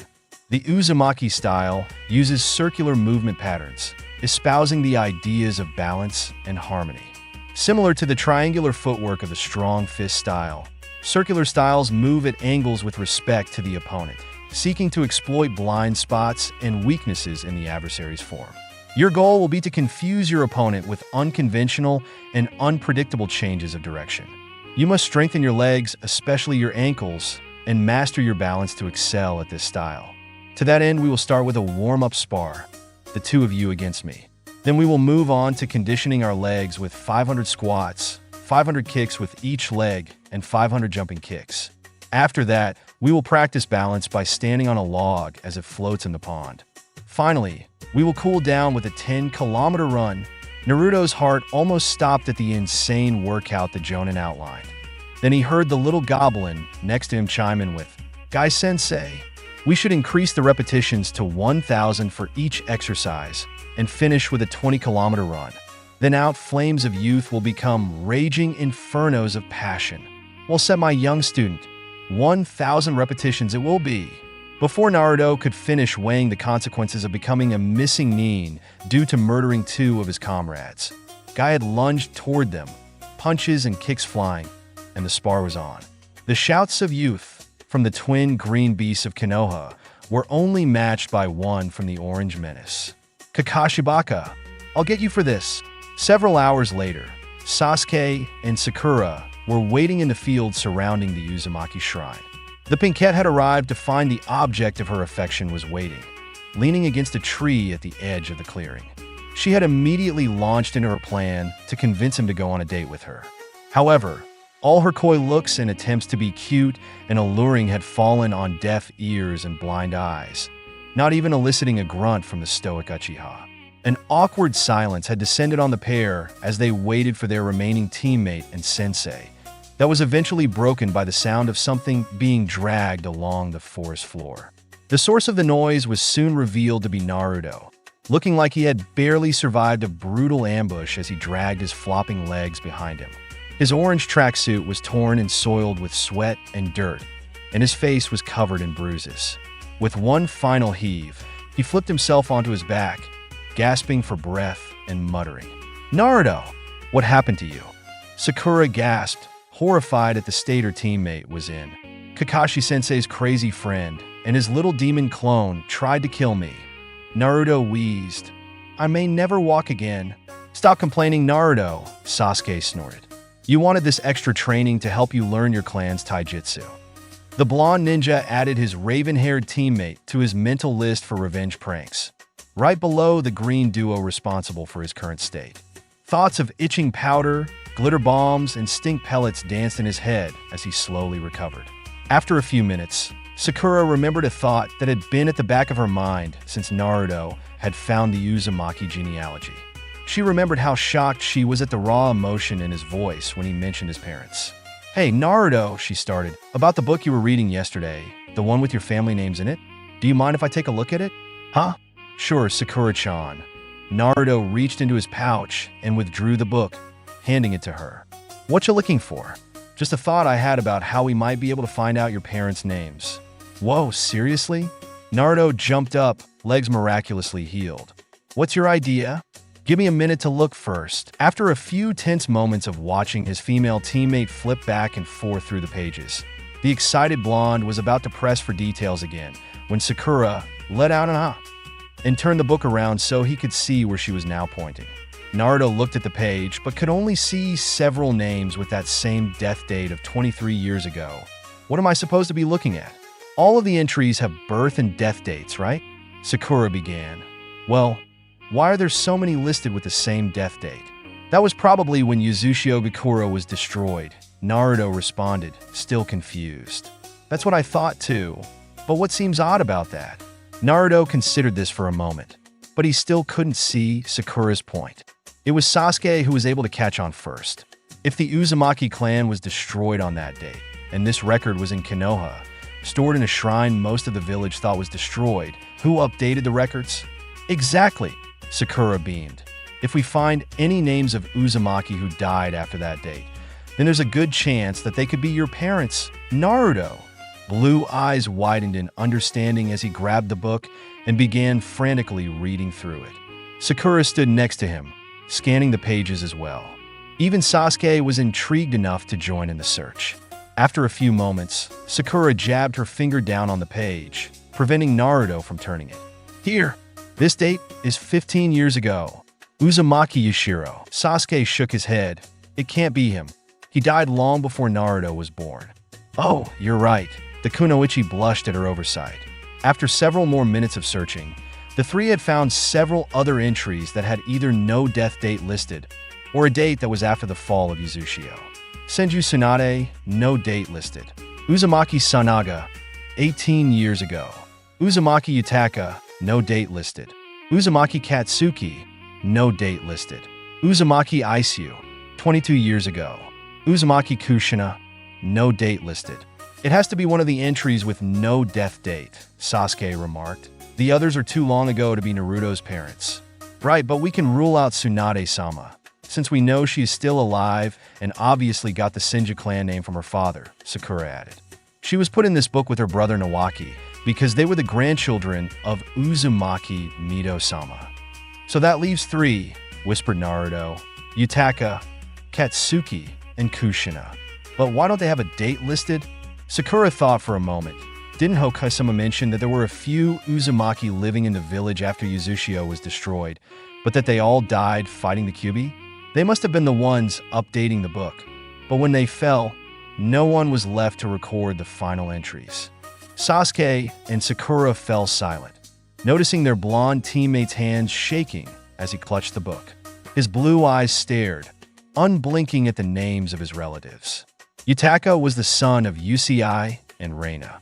Katsuki was the daughter of Akihiro and Amaya. Kushina was the daughter of Akamitsu and Nika. He inhaled sharply and suddenly. Sakura, Naruto whispered without looking up, "Do you have a pen?" Wordlessly, the pink kunoichi pulled the requested object from her equipment pouch and handed it to her teammate. Naruto took the pen and reverently wrote in the book the death dates for his 3 clansmen. October 10th, 65. There is someone left to complete the record. There is someone left to remember. Naruto continued writing as he spoke, voice still a whisper. These will not be the final entries. The spark that had ignited within Naruto the day he found the Uzumaki shrine, that had grown to a flame when he vowed to bring his clan back, was becoming an unquenchable fire with each scratch of the pen. He had noticed something his teammates had not yet mentioned. Uzumaki Yutaka had a wife and 2 sons. All had died at Uzushio. Uzumaki Katsuki was 44 when she fought the Kyuubi. He finished writing and returned the pen to Sakura. Then he held up the book, showing a new entry. Uzumaki Naruto, born October 10th, 65. Birthplace, Konohagekure no Seto, son of Uzumaki Kushina. When Kakashi arrived at the training ground, the 3 genin were still silent from the recent revelation. Sakura was glancing nervously between her 2 male teammates. Sasuke was brooding more heavily than usual, staring into the middle distance, his mind walking again through the Uchiha district. Surprisingly, Naruto was participating in the somber silence, though he was staring at the book still held in his lap. The silver-haired Jonin had to clear his throat twice before any of them noticed his arrival. "Kakashi-sensei," Sakura exclaimed. "I didn't see you there. No comment on me being late today?" "All right, what happened?" he questioned. The pink-haired kunoichi looked to Naruto again. I figured out who my mother was," the blonde responded, snapping the book closed. Her name was Kushina. Kakashi did not reply immediately. He gazed at Naruto with a strange look in his eye, as if contemplating something. Finally, he sighed then smiled, closing his eye. "All right, team, we're going to see the Hokage." "What?" Sasuke asked, shaken from his reverie.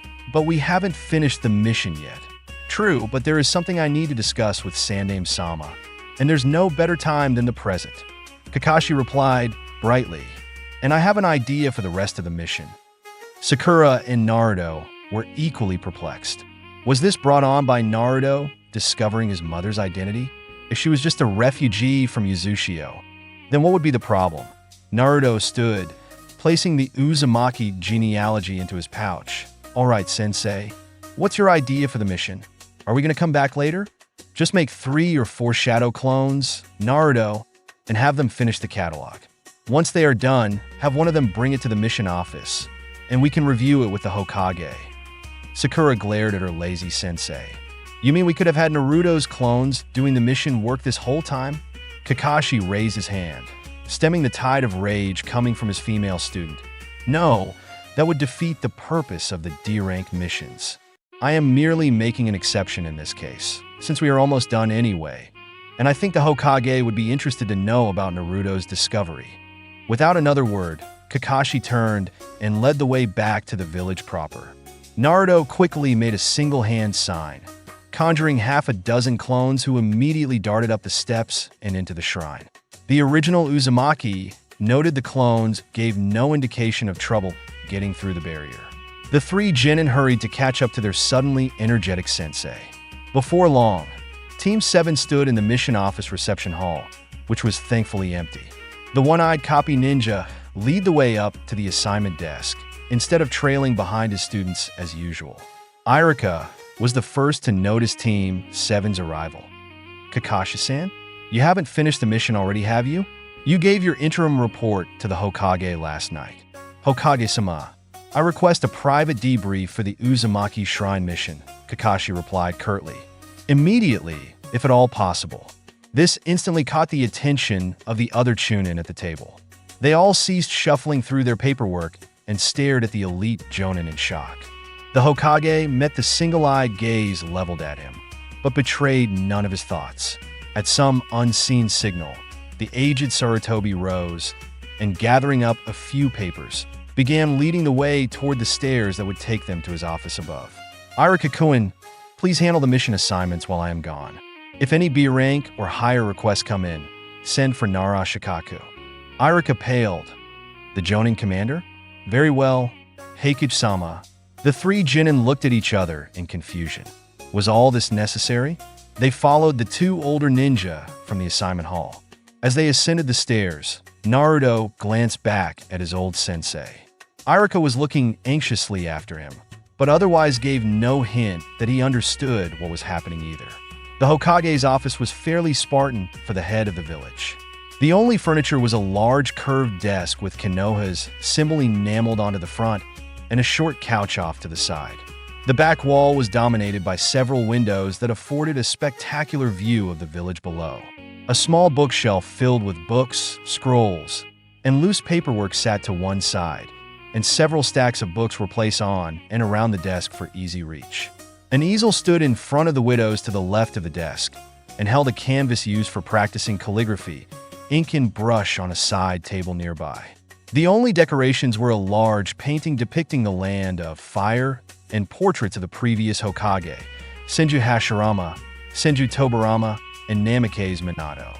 Hiruzen sat behind his desk and leaned back, slightly, lacing his fingers in front of his chin.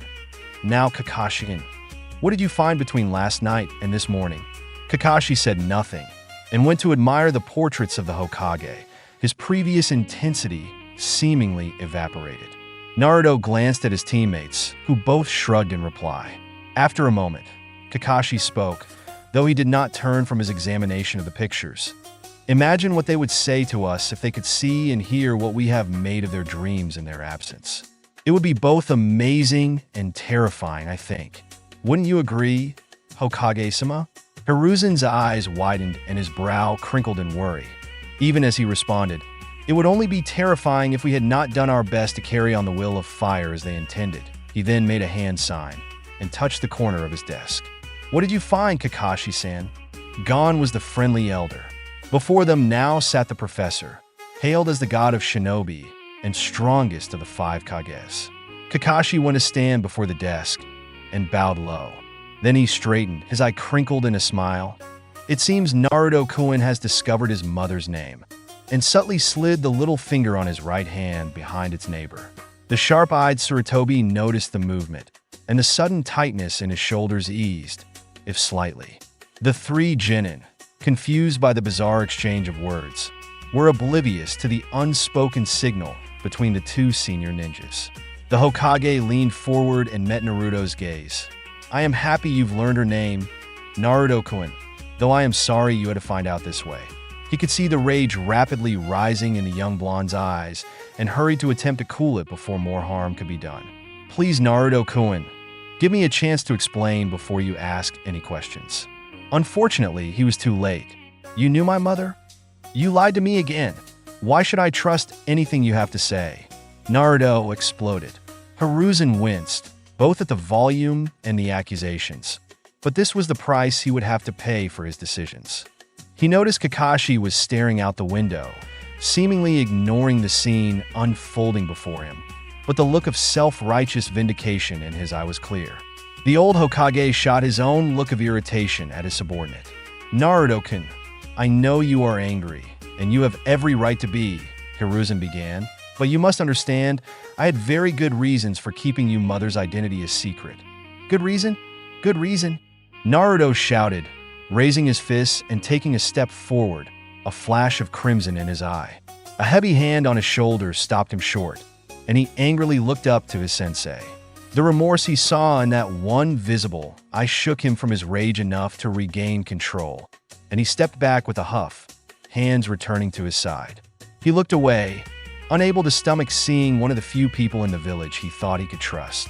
His gaze fell on the canvas, which held a simple seal and several lines of calligraphy. He traced the smooth, graceful brush strokes of the seal with his eyes and felt his rage subside a little further. As he continued to look at the seal, he thought he heard a whispered word brush across his mind. Barrier. After a moment, he returned his blue-eyed gaze back to Hiruzen. The fire contained, but not quenched. Fine. What reason could you have, Hokage-sama, for keeping my mother a secret from me for 12 years? His sensei's hand squeezed his shoulder, lightly and briefly. Sakura was trembling slightly from the tension in the room. She nervously looked between her teammate and her Hokage. She had no idea where that sudden flash of malicious intent from the normally happy-go-lucky blonde had come from. But she hoped she would never see his face so twisted with rage and hatred again. Even Sasuke looked worried enough to break his stoic facade, and he kept glancing to the door as if wishing he were anywhere else. Neither of them had noticed the Sandaime raise his hand slightly when Naruto started forward, though they did see him return it to his desk when the blonde turned back to him. Hiruzen sighed deeply, rubbing the bridge of his nose. But he looked up and met Naruto's gaze once more. Your mother, Uzumaki Kushina, came to Konoha as a child, only 9 years old, as part of a small delegation of Uzumaki at the behest of Mito-sama. She was chosen to perform a vital service for the village, one that she was best suited to. This service unfortunately also made her a target for enemies to Konoha. In fact, she was almost kidnapped 3 years after her arrival by a small band of ninja from Kimobikure, the village hidden in the clouds. Luckily, she was rescued by a Konoha ninja, who would later become known as the Yellow Flash. The Yondaime saved my mother?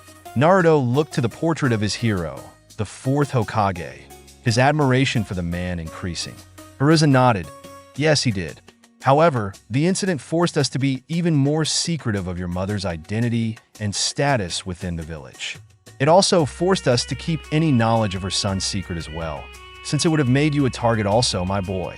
The old Hokage reached into his desk and withdrew his pipe, quickly stuffing it and lighting it with a small flick of fire chakra.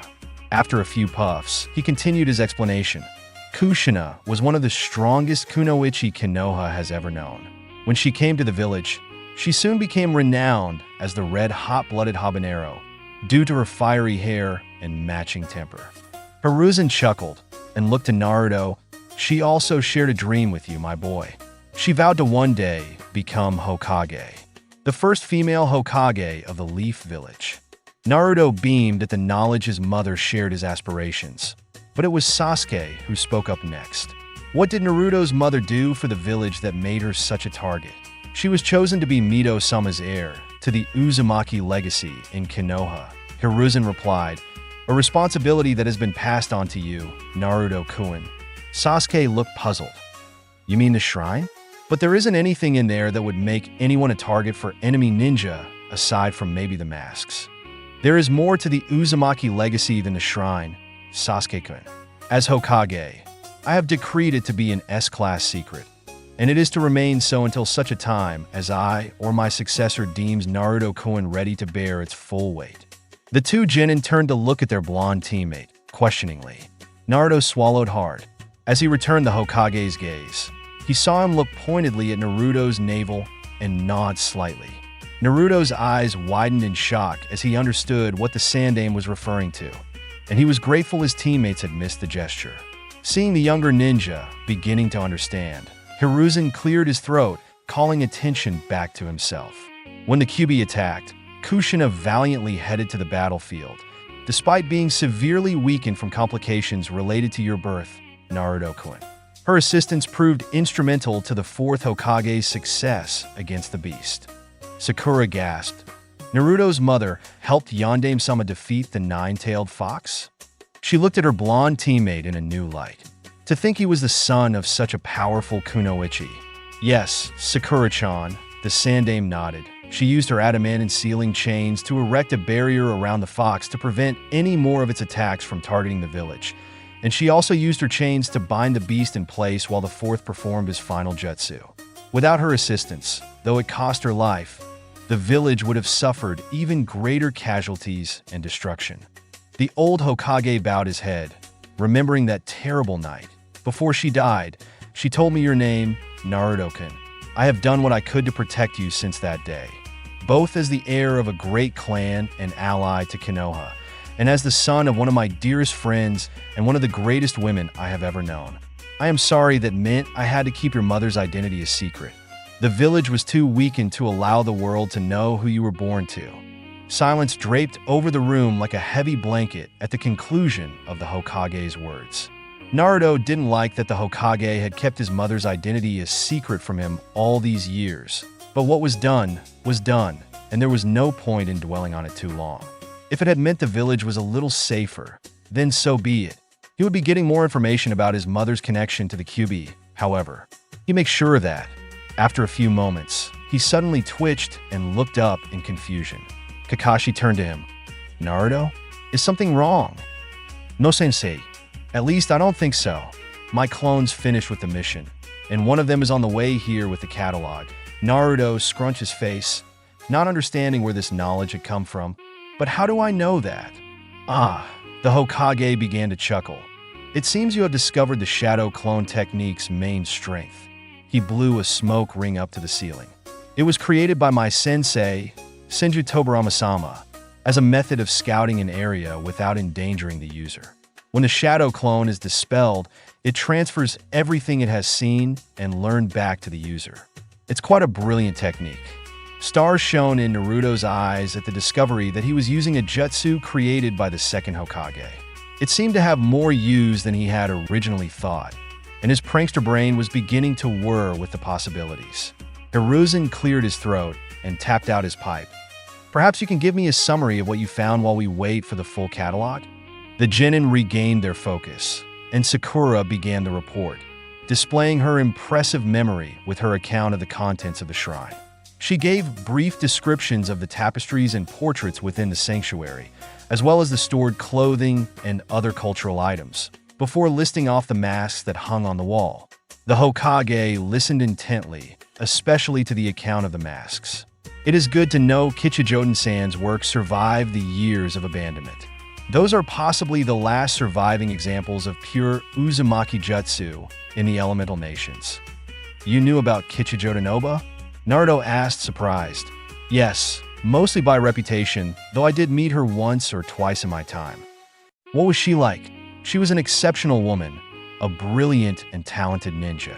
She learned Fuinjutsu from Uzumaki Ashina himself, but her application of the art in her masks was truly innovative. She was a devout perfectionist and was constantly seeking to improve her art and discover new ways of adding to her repertoire of masks. She was also quite gregarious and had a great love for her family and village. Naruto nodded, recognizing many of the traits the Sandaime described from his reading of Kichijoden's journal. He wished he could have met her. Realizing that she was a contemporary of his own Hokage made him understand just how recently Uzushio had been destroyed. The shrine contains a small library, with a collection of journals and biographies of the Uzumaki clan. Sakura continued her recitation, though there are also several volumes of old mission reports and other village records, a book of basic Fuinjutsu by Uzumaki Ashina-sama, a scroll describing the Uzumaki clan taijutsu style, and a book of genealogy for the Uzumaki clan. The third Hokage brightened. A genealogy? I'd be most interested in seeing that. Naruto pulled the book from his pouch and handed it to the Hokage, who gratefully received it. After a few moments of perusal, he let out an ah of understanding. I didn't realize Kushina-chan was Kichijoden-san's niece. That explains your address of her, Naruto-kun. Kichijoden-san is really your aunt? Sakura questioned, surprised. Naruto nodded. Yeah, I noticed it when we were looking for who my parents were. Mom was the daughter of Kichijoden-oba's younger brother. Then it is even more fitting that you are beginning to practice with those masks. And Naruto-kun? Kakashi spoke up with a ruffle of the blonde Uzumaki's spiky hair. If you are planning on taking up your aunt's legacy, you will want to begin learning sealing as soon as possible, Hiruzen added. I don't know how she applied Fuinjutsu to her masks, but I do know it was integral to their function. Naruto rubbed the back of his head. Yeah, I hope Ashinaji's book can help me with that. He suddenly brightened. Kakashi-sensei, can you teach me anything about sealing? Kakashi chuckled, sheepishly. Well, I'm no Fuinjutsu master, so I'm afraid I can't teach you much more than the basics. An idea was beginning to form in the Sandame's head, a way for him to make up for some of the pain his decisions had caused the young blonde. It might also be a way for him to repay his old friend for his sacrifice. He held his peace for the moment, though, needing to work out a few details and not wanting to give the appearance of favoritism. It may be time to put out a message to a certain old toad as well. At that moment, Naruto looked up. My clone just delivered the catalog to Irika-sensei. He is bringing it up now. Excellent, the Sandame replied. Please continue the summary. What is the physical condition of the shrine? Sasuke stepped forward this time. The ground surrounding are overgrown with grasses and other vegetation, but would take minimal effort to restore. The structure itself is in advanced disrepair. The entrance shows extensive damage, and the walls and roof have numerous holes. Despite this, the interior is surprisingly well preserved, showing little in the way of weather damage. He finished his portion of the report and stepped back, coldly professional. That is likely due to the protection seals Mito-sama inscribed into the structure. Hiruzen mused, stroking his beard. Did you happen to notice the condition of the seals? Sasuke looked perplexed, but Naruto perked up at the mention of the seals. Yeah, after you guys left the first day, Hinata-chan showed up to offer her help. She used this really cool Ijutsu and found the seals around the shrine. Naruto began waving his arms in excitement. There is one by the door, but there are some scorch marks on it, like it had been burned. The Sandame nodded. That sounds like the protection seals were partially overloaded, probably because of the QB. I recommend that the whole structure be inspected to locate the seals and assess the damage. Were any of them operational? Yeah, they put up this barrier thingy that kept Hinata-chan from getting through, but I couldn't feel it. That is to be expected. They are likely keyed to allow only those with Uzumaki chakra signatures through the barrier when it is active. Unfortunately, we will have to wait until Konoha's seal master returns to the village to give them a proper inspection. I'm afraid they may prove beyond the capabilities of most of our ninja. At that moment, a red light began flashing on the Hokage's desk, drawing the attention of everyone present. Ah, that must be Irika-kun. The old Sarutobi reached out and touched the light, which Naruto could now see was emanating from a small seal on the corner of the desk. A strange feeling swept over the occupants, almost like a bubble popping around them. Then the door opened, admitting the academy teacher turned administrative assistant. Hokage-sama, Naruto-kun's clone delivered this and asked me to bring it to you. He held out the scroll Team 7 had used for the catalog. The Hokage stood and accepted the document. Thank you, Irika-kun. I think we're just about finished here. Team 7, I will enter this mission as successfully completed. Based on the description of the damages, the repairs may take longer than anticipated, especially with the other inspections that will need to be made. The three genin and their sensei stiffened to attention as their commander came around his desk to stand before them. I will have the catalog compared to the village records, but it seems that everything that should be there still remains. If you have any questions about what you discovered, Naruto-kun, please come and see me. With that, the old Hokage dismissed them, and they all turned to leave. Oh, and Kakashi-kun, Hiruzen called as they reached the door. The one-eyed Jonin turned back. You are authorized to begin teaching Naruto-kun the basics of Fuinjutsu, provided you do not neglect your other students. I expect a written plan for each of their development, containing individual goals and milestones for their improvement, as well as weekly reports on your progress towards those goals. Kakashi chuckled nervously. Yes, Hokage-sama. This is going to seriously cut into my reading time. The impish smile from the professor indicated that he was well aware. Naruto made his way back to the Uzumaki shrine, his thoughts dwelling on what he had learned about his mother, particularly that she had some connection to the QB. What that connection was, though, he wasn't sure. He had approached the Hokage before leaving the mission office about getting the rest of his questions answered, and had agreed to meet with him later that night. Naruto had considered telling the Sandame about the hidden basement beneath the shrine, but since he didn't seem to know about it already, it was likely that the other Konoha Uzumaki had kept it a secret. After learning how much had been kept from him for all these years, Naruto was hesitant to fully trust the Hokage with his clan's legacy. His team had all gone their separate ways after they left the mission office. Kakashi had dismissed them, claiming he needed to work on the new training plans. Sasuke had gone back to the Uchiha district to practice his own techniques, with Sakura chasing after him, trying to entice him to go on a date with her. Naruto had briefly thought to offer to go out with her himself, but his heart just hadn't been in it for the past few days. He wanted some time to process all that had been revealed since he had found the shrine. For over 12 years, he had believed he was a nobody, an orphan who had to fight tooth and nail for nearly everything he had, even the right to exist.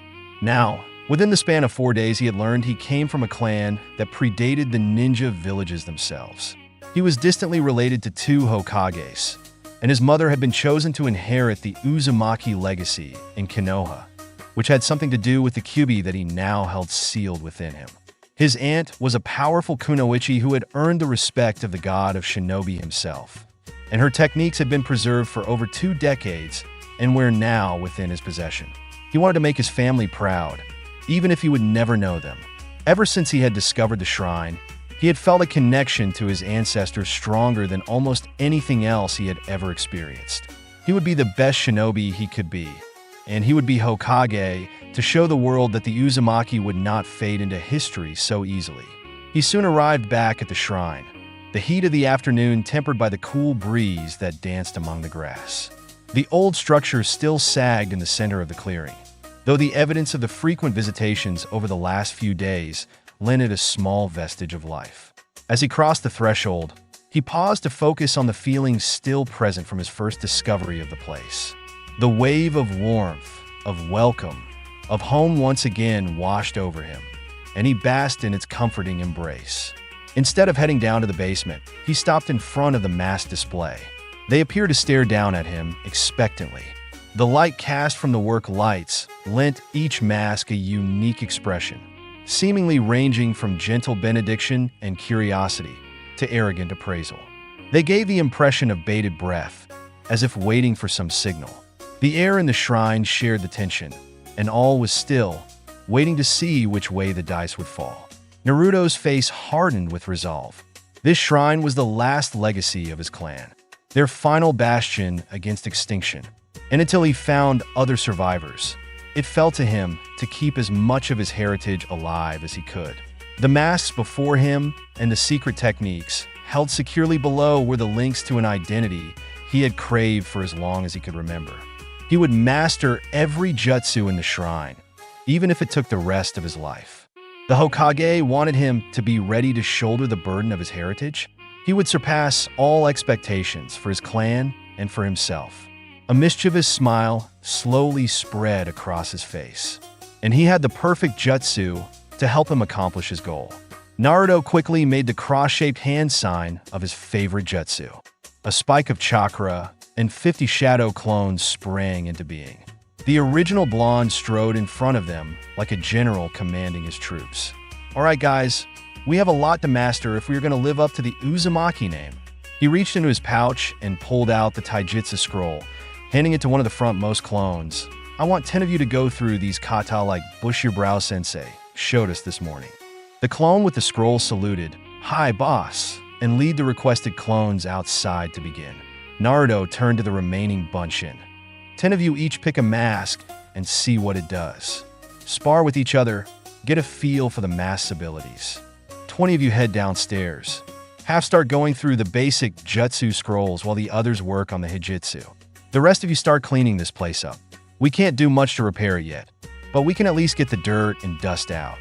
I'm going to start going through Shinobi's sealing books. A chorus of agreement answered the original's orders, and the clones dispersed to their assigned tasks. Naruto followed the largest group downstairs, but instead of heading to the library, he went to the study. He sat himself at the workbench, pulled out the ancient art of sealing, and began to read. Fuinjutsu is the oldest art of Ninshu. It was first practiced by Otsutsuki Hagoromo, the sage of the Six Paths. In the beginning, it was used to help shape and direct the flow of chakra to produce the effects of jutsu. Each brush stroke, each line and symbol combine to create the instructions that exert the user's will on their own chakra and the chakra of the world around them. Consider the farmer's field. In order to flourish, the crops must be watered and tended. A nearby river provides the water, and the farmer removes pests and weeds, ensuring the crops grow and yield their fruit. The farmer irrigates his land through use of a system of canals, directing the water to where it is most needed in his field. A jutsu is like the crops. The water is the chakra reserves of the ninja performing the jutsu. Pests and weeds are the lack of control and discipline the ninja must overcome to perform the jutsu correctly. From the beginning, the sage taught symbols to use in focusing the mind and sharpening the will.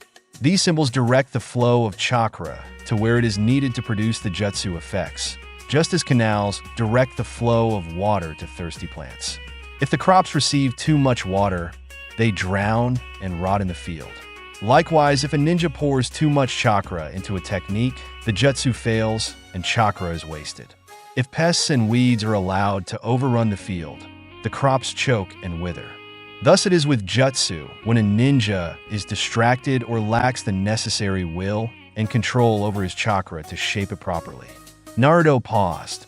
He'd never heard ninjutsu and chakra described in such a way. But the metaphor made sense, especially when he thought about all he had to do to take care of his plant, Aki-san. He had always been told that chakra was a ninja's power, so it followed that if he wanted his jutsu to be more powerful, he needed to pour as much chakra as he could into each technique. Even when he tried to hold back, though, his chakra was just too wild. It often felt like he was trying to fill a spoon with a geyser. Naruto grimaced. It seemed Irika-sensei was right, he did need to improve his control. Fuinjutsu represents all of these qualities in their most pure form. Control and practice are required to make the kanji and other symbols that make up a seal accurately enough to produce the desired effect. Once one is able to accurately produce the symbols, however, very little is outside the realm of possibility. Fuinjutsu, being the precursor to ninjutsu, can produce any effect created by modern hand signs. Furthermore, much of what makes Fuinjutsu so powerful and its masters so feared are the effects that have not yet been replicated using the limited hand signs available. Sealing and summoning items, energy, chakra. Even the Great Beast is only accomplished through the use of Fuinjutsu. To the creative mind, Fuinjutsu opens the door to near unlimited possibilities. Naruto continued to read, losing track of the time, until he felt a memory from one of his clones outside. He smiled and left the study, taking the book with him. He bounded up the stairs and emerged into the library just as a small figure was entering from the main shrine. Hinata-chan! The young Hyuga jumped at his sudden appearance, and a blush quickly bloomed on her cheeks. Hello! Naruto-kun, she nearly whispered. Have you finished the catalog? Naruto nodded rapidly, making Hinata's neck twinge in sympathy. Yeah, we finished it this morning, but guess what? I found out who my mother is. Hinata gasped, her hand flying to her mouth. Naruto-kun, that's wonderful. Yeah, her name was Kushina, and she was super strong. She even helped the Yondaime defeat the Kyuubi by using the adamantine chains we read about last night. Hinata looked puzzled, cocking her head the same way that it caught the blonde's attention 2 nights ago. Why wasn't she mentioned in our history class? Someone who helped the 4th Hokage in such an important battle should be well known to everyone. Too late, Naruto recognized his slip. He couldn't tell her that his mother's name was hidden because of her connection to the Kyuubi without revealing his own burden. He knew his friend was smart enough to start asking some questions that he wasn't ready to answer yet. What was it the Sandaime had said? The orange-clad ninja chuckled nervously. The Hokage mentioned something about the Uzumaki legacy in Konoha making her a target, so they had to keep her name secret. Old man Hokage even said that some enemy ninja had tried to kidnap her when she was our age, but that the 4th rescued her. Something about this situation seemed odd to Hinata, but she couldn't quite put her finger on it. After a moment, she returned her attention to the young blonde before her. What about your father? Did you find out who he was? Naruto shook his head. No, he probably wasn't an Uzumaki, so his name isn't in the genealogy book. The Hokage didn't mention him either. Hinata's brow furrowed. There were too many missing pieces to see the whole picture, but there was definitely something still being hidden from Naruto. At that moment, 3 of Naruto's clones entered the library carrying some old clothes and began picking up the debris and cleaning as much of the dust and dirt as they could. reminding Hinata of her original question. Naruto-kun, when did you learn to make solid clones? And why are some sparring outside? The blonde beamed. That's my shadow clone jutsu. I learned it the night I graduated. The Hokage said the night aim created it for scouting, and anything the clones learn gets transferred back to me when they disappear. I thought if I had a bunch of them practicing jutsu, it would be like I was training too. I've got more downstairs. Naruto led them to the basement training area, where Hinata saw the rest of the clones hard at work practicing jutsu. Most of them appeared to be having little success, and there were several curses and shouts of frustration. Curious, Hinata activated her Byakugan and watched. One clone poured far too much chakra into the technique, and the jutsu backfired in an explosion large enough to dispel the clone and knock the two nearest to the ground, disrupting their own attempts. Naruto-kun, it looks like your clones are using too much chakra. They are overloading the jutsu. You can tell that with your Byakugan? It sounds like what a Shinobi was talking about in his book. Naruto showed her the passage he had been reading from the basic sealing book. The problem I have, though, is how do I improve my control? I'm no good at the academy exercises. Naruto watched his friend think for a moment. Oh, I saw a chakra control technique on one of the scrolls in the library. You did? That's great. Maybe it will have something that will help. The pair headed to the library, where Hinata scanned the racks for the correct scroll. After a few moments, she pulled one from the shelf and handed it to her blonde companion. Naruto unrolled the scroll and spread it out on the table, and the two looked over the explanations it held. Many of the exercises were similar to what they'd been taught in the academy. It described sticking flower petals to various parts of the body using only chakra, balancing razor-sharp kunai on the fingertips coated in chakra to prevent injury, but one stood out as unique. This one says to visualize moving chakra throughout your body like a current of water. Hinata noted, I haven't heard of that before. Naruto nodded, then pointed at the diagram next to the description. What is this about? Some kind of dance? Hinata shook her head, though the figures depicted did appear to be dancing, but the description clarified what they were supposed to be. And no, I think it is an exercise to help visualize your chakra moving. It also has breathing exercises and meditation. There is an advanced version as well. You have to spin chakra around different tenketsu on your body. Hinata was surprised by the advanced stages of the exercise. Gathering and shaping that much chakra to one spot was no easy feat.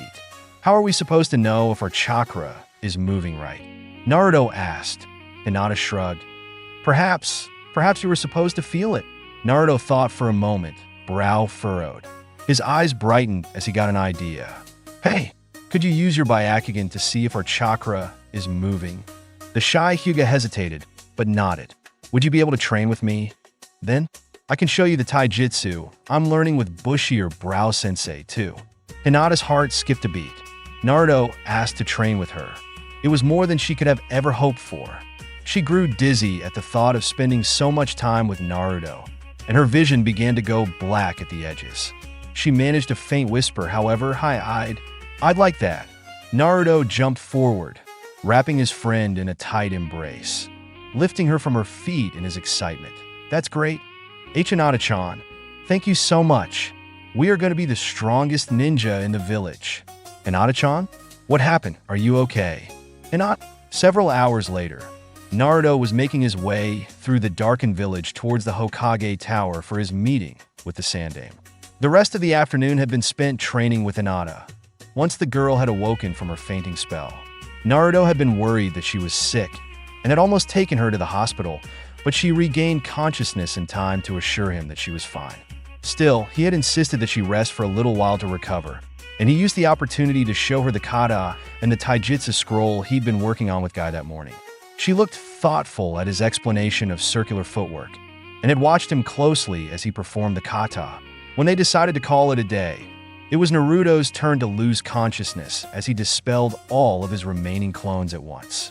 The sudden backlash of information had been overwhelming, but he had quickly awoken with many hours of accumulated memory and a massive headache to accompany it.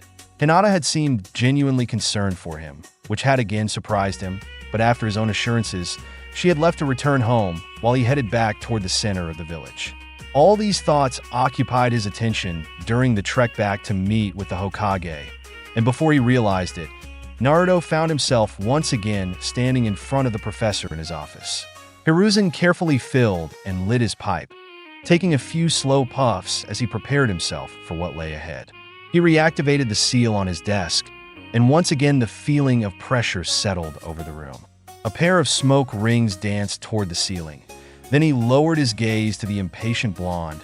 "Very well, Naruto-kun. I believe you have more questions for me. I will try to answer them the best that I may."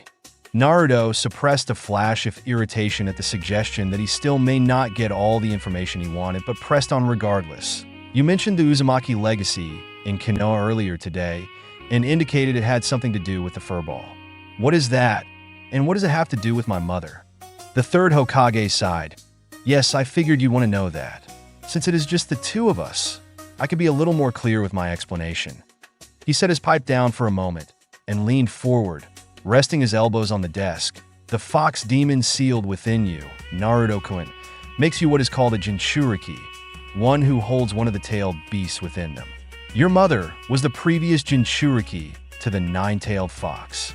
Hiruzen braced himself for the inevitable explosion from the blonde, so he was not prepared for the silence that met his revelation. Naruto merely looked down, shock evident on his face, and placed his palm over his navel, where the seal was inscribed on his skin. "Mom was like me," he whispered. Hiruzen nodded, "Yes. She was chosen specifically by Mito-sama for her especially potent chakra, which was uniquely suited to containing the nine tails. When Mito-sama passed, Kushina became the second Jinchuriki of Konoha." "Wait a minute." Naruto looked up. "The second?" "Yes. Mito-sama became the first Jinchuriki of the fox demon when she sealed it within herself after it was subdued by Hashirama-sama during his fight with Uchiha Madara. It seems the Uzumaki clan, with their strong life force and special chakra, are best suited for containing the beast. Hence the term Uzumaki legacy in Konoha. Is that why Mom was almost kidnapped?" "It is. We are still not sure how those Kumo ninja discovered her identity, but because of the actions of the fourth, that secret was not taken back to the land of lightning, and we were much more careful in the following years. That is why I couldn't tell you who your parents were, my boy. If word were to get out, especially after we had lost so many shinobi when the fox attacked, I was not sure we would be able to protect you. But if my mom had the fox sealed in her, how did it get out and attack the village? The seal holding a tailed beast weakens during childbirth. We had taken every precaution possible, but somehow the seal was broken, and the fox escaped. Unfortunately, everyone who was with your mother during your birth was killed, so I'm not sure what happened. The nine tails appeared in the center of the village and started wreaking havoc. Our ninja forces held off the demon until the fourth was able to transport the beast to the outskirts of the village. Your mother arrived, severely weakened by both the birth and the failure of the seal, yet was still able to restrain the fox long enough to allow the yondaime to seal it within you, who was the closest suitable host. Where was my father? Wasn't he with my mother when I was born?" Hiruzen sighed. "He died saving your life from the QB. When I arrived after your mother's barrier fell, you were crying in her arms. She told me your name before she passed, holding your father's hand." A heavy silence descended on the pair.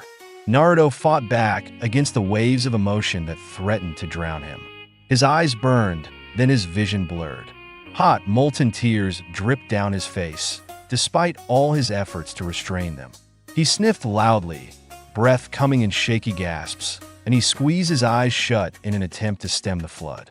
He wished he could picture his mother and father, even in such a terrible image as their death. But he had no face, barely even a name if that. The sudden feeling of arms encircling him snapped his eyes open.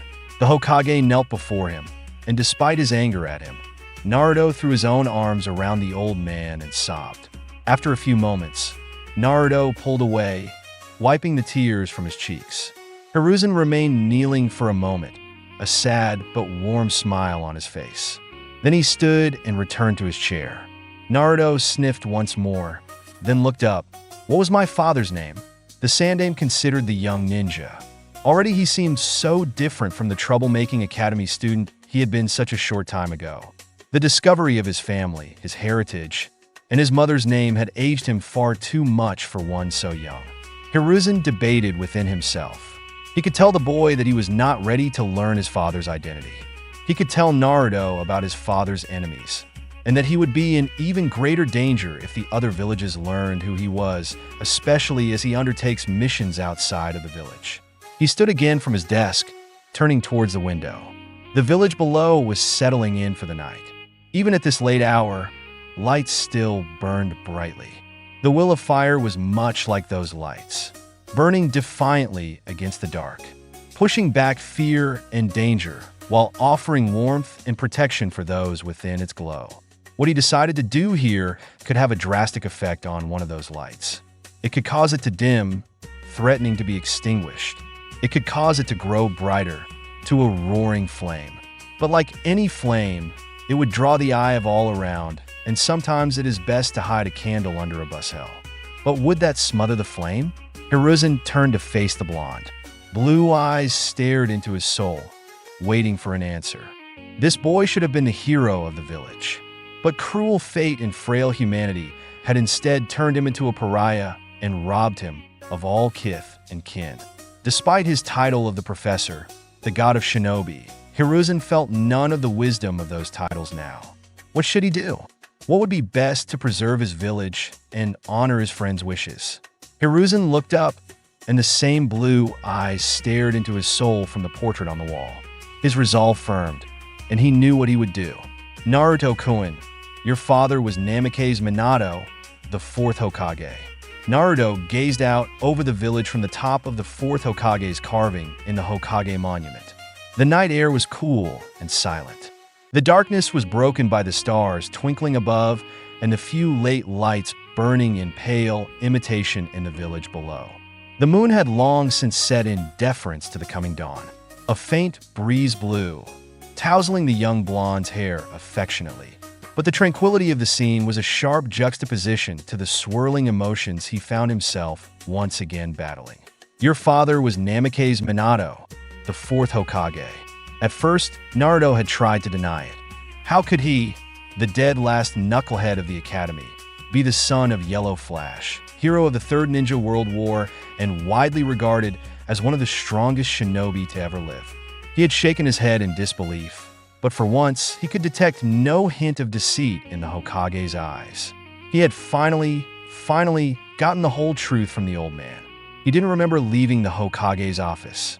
He had no idea if the old man had said anything else or tried to stop him.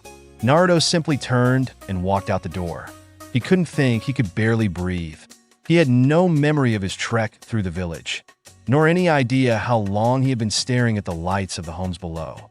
His mind was so engrossed in memories and emotions that he didn't notice the figure approaching him from his back until a large hand landed gently on his shoulder. Startled, he looked up to see spiky gray hair sprouting up behind a familiar orange-bound book. Kakashi-sensei, what are you doing here? The lanky jonin lowered the book enough for Naruto to make out his customary eye smile in the dim light. Oh, just out for an afternoon stroll and got lost on the road of life. A flash of irritation spiked through the numbness Naruto had been wrapped in since he'd left the Hokage's office. You liar, he said, though without any heat as he turned back to his vigil. And put that away.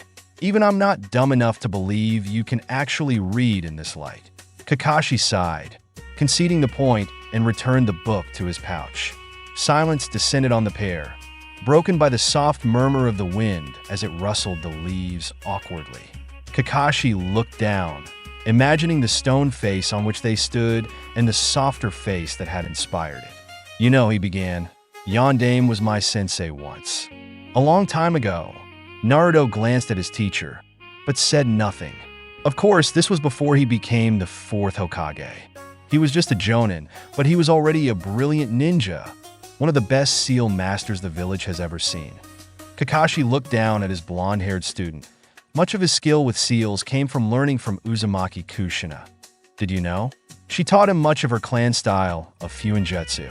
She wanted to preserve as much of her clan as she could, and she managed to save much more than I ever suspected. Naruto turned to his sensei, shock plain on his face. How did you dash? How did I know Kushina-sen taught Minato-sensei Uzumaki-style sealing? Kakashi interrupted. I just told you I was a student, didn't I? Learning clan techniques, especially ones as complex as sealing, take a long time. Even when you have help, Kakashi gave him a pointed look, and Naruto shifted nervously. Kushina-san would often visit the training ground where Minato-sensei taught us, and they would spar and work on their own techniques while we trained. It's hard not to watch when ninja of their caliber show off their skills. Naruto wasn't sure what the Kakashi was doing, but decided to play along for now, since the Jonin seemed to be in an oddly talkative mood. What were they like? The whispered phrase carried equal parts hope and fear from the young ninja. Minato-sensei was always careful. He never did anything without reason. He was also very polite and respectful. He never bragged about his skills. Most of his exploits you are probably familiar with from your academy studies. Kakashi looked to the young blonde expectantly. Naruto nodded. The lessons involving the yondaime were some of his favorites, and among the few he would actively participate in. The one-eyed Jonin continued. Then I'll focus more on what I knew of him as a person. He was usually very quiet and serious, but he could get excitable when he was close to perfecting a new jutsu. Kakashi chuckled. Kushina-sen often called him an idiot genius. Kakashi paused, temporarily lost in memories of his old team, his many failures. An impatient shuffle from his student brought his attention back to the present. His lone viable eye crinkled in a smile as he looked down at the blonde. Minato-sensei was already one of the top jonin in the village when he began teaching my team. He was often called away on special missions during the war, but he always did whatever he could for us. As for Kushina-san, she was one of the kindest people I had ever met. She was one of the strongest kunoichi in the village. When she was younger, though, she was a fireball. Her first day in the academy, she declared she would be the first female Hokage. If it hadn't been for the fourth, she would have had a real shot at it. Kakashi looked down at his blonde student, already so much a blend of his parents. The changes Naruto had been through in these last few days were remarkable.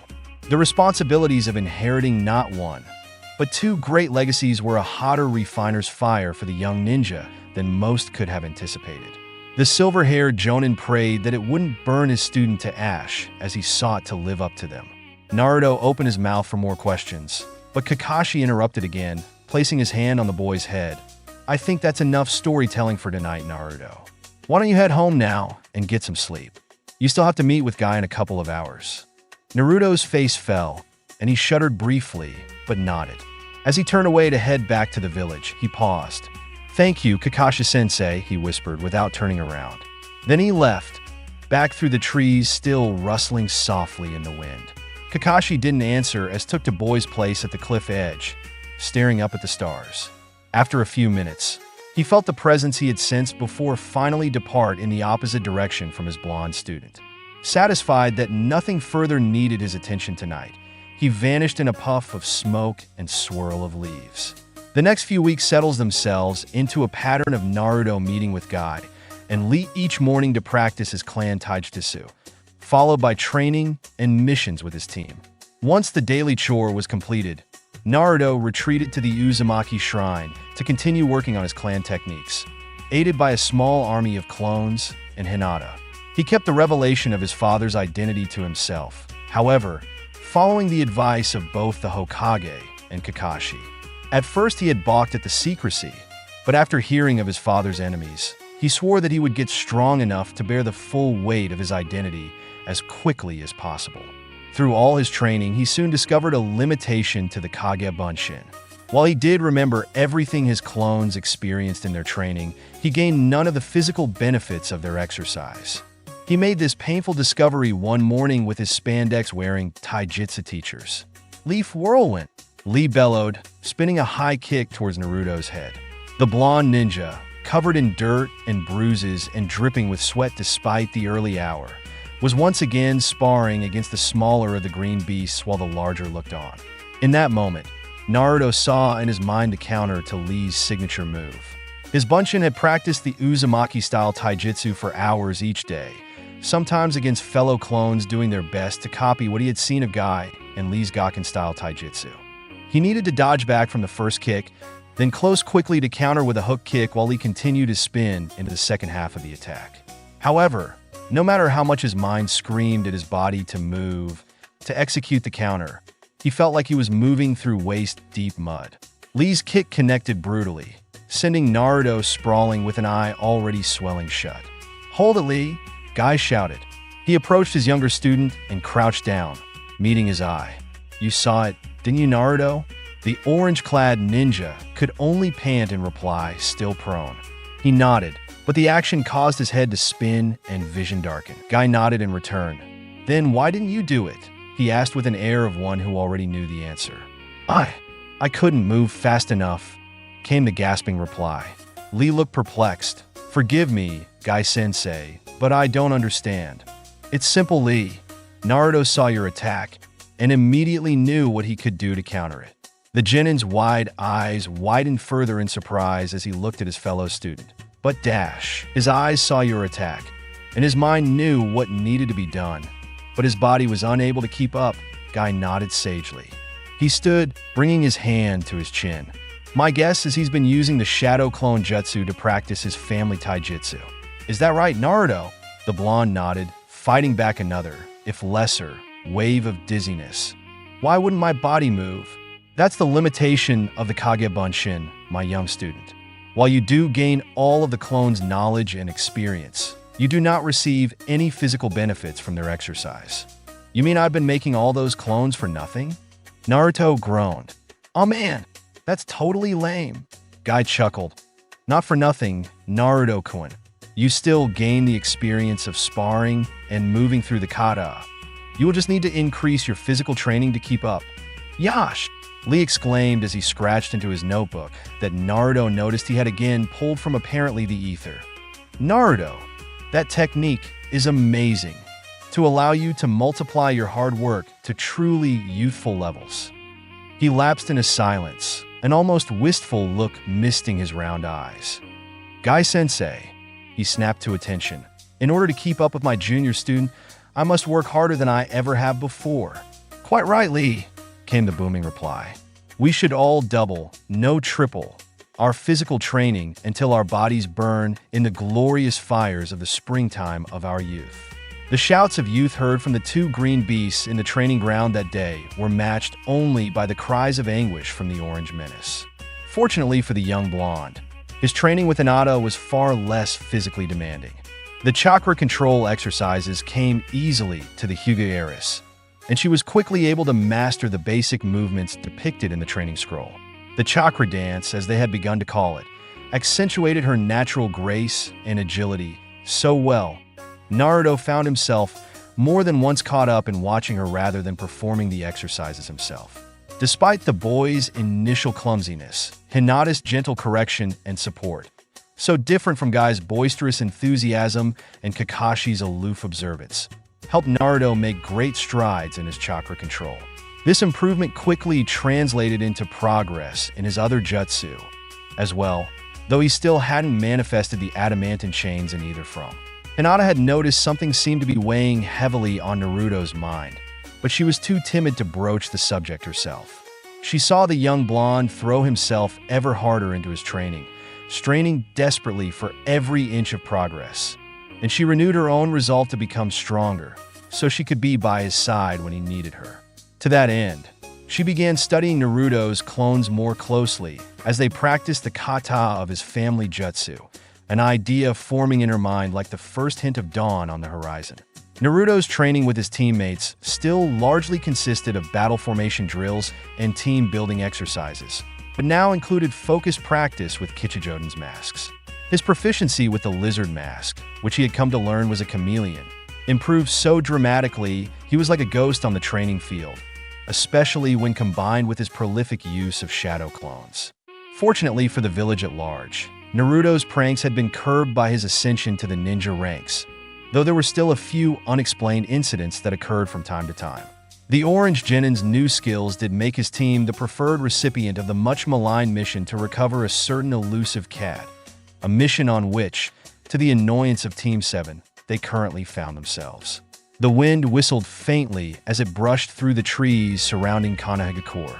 The serene quiet of the morning was broken by a mechanical crackle. "Sasuke here. I'm at position B." The raven-haired Jinin's voice sounded over the radio. "Sakura here. I'm at position A," the pinkette chimed in. A long moment passed until, "This is Naruto. I'm at position C." Kakashi's lazy voice came next on the comm. "You're late, Naruto." Yeah, I got lost on the road of whatever. Let's just get this stupid mission over with."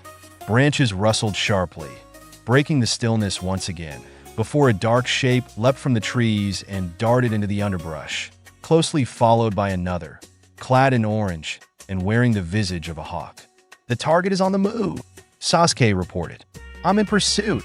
Naruto, push it north. I'll intercept at the next clearing," Sakura instructed. The masked Genin put on a burst of speed, coming up on the fleeing figure's left flank.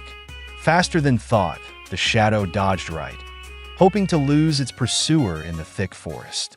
Naruto's eyes, sharpened by his ancestor's mask, never lost sight of his quarry, and he bolted after it. He reached out, hoping to end the mission himself. Fingers touched fur. The target yowled, dashing through a gap in a blackberry bush. Naruto felt a slight tug on his chakra from the mask and slammed his palm into the ground. A short burst of chakra from his hand sent him flipping over the bush, narrowly avoiding the sharp thorns.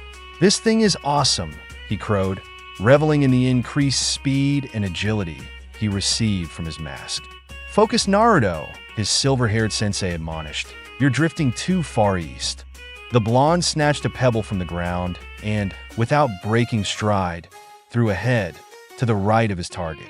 The shadow zigged left and burst into a clearing, coming face to face with a pair of green eyes. The figure, revealed to be a cat with a ribbon tied to its ear, skidded to a halt just as Sakura finished her last hand sign.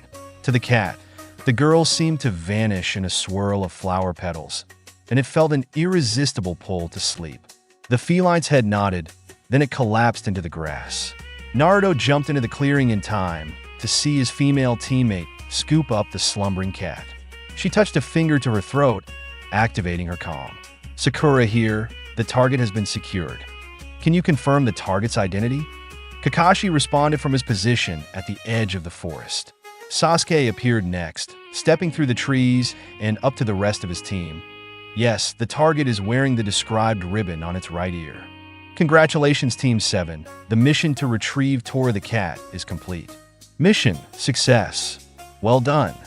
A short time later, the Genin were once again in the mission hall, Sasuke's monotone report being almost drowned out by the exultation of their client, Madame Shinji, as she clutched the protesting Tora ever tighter to her bosom.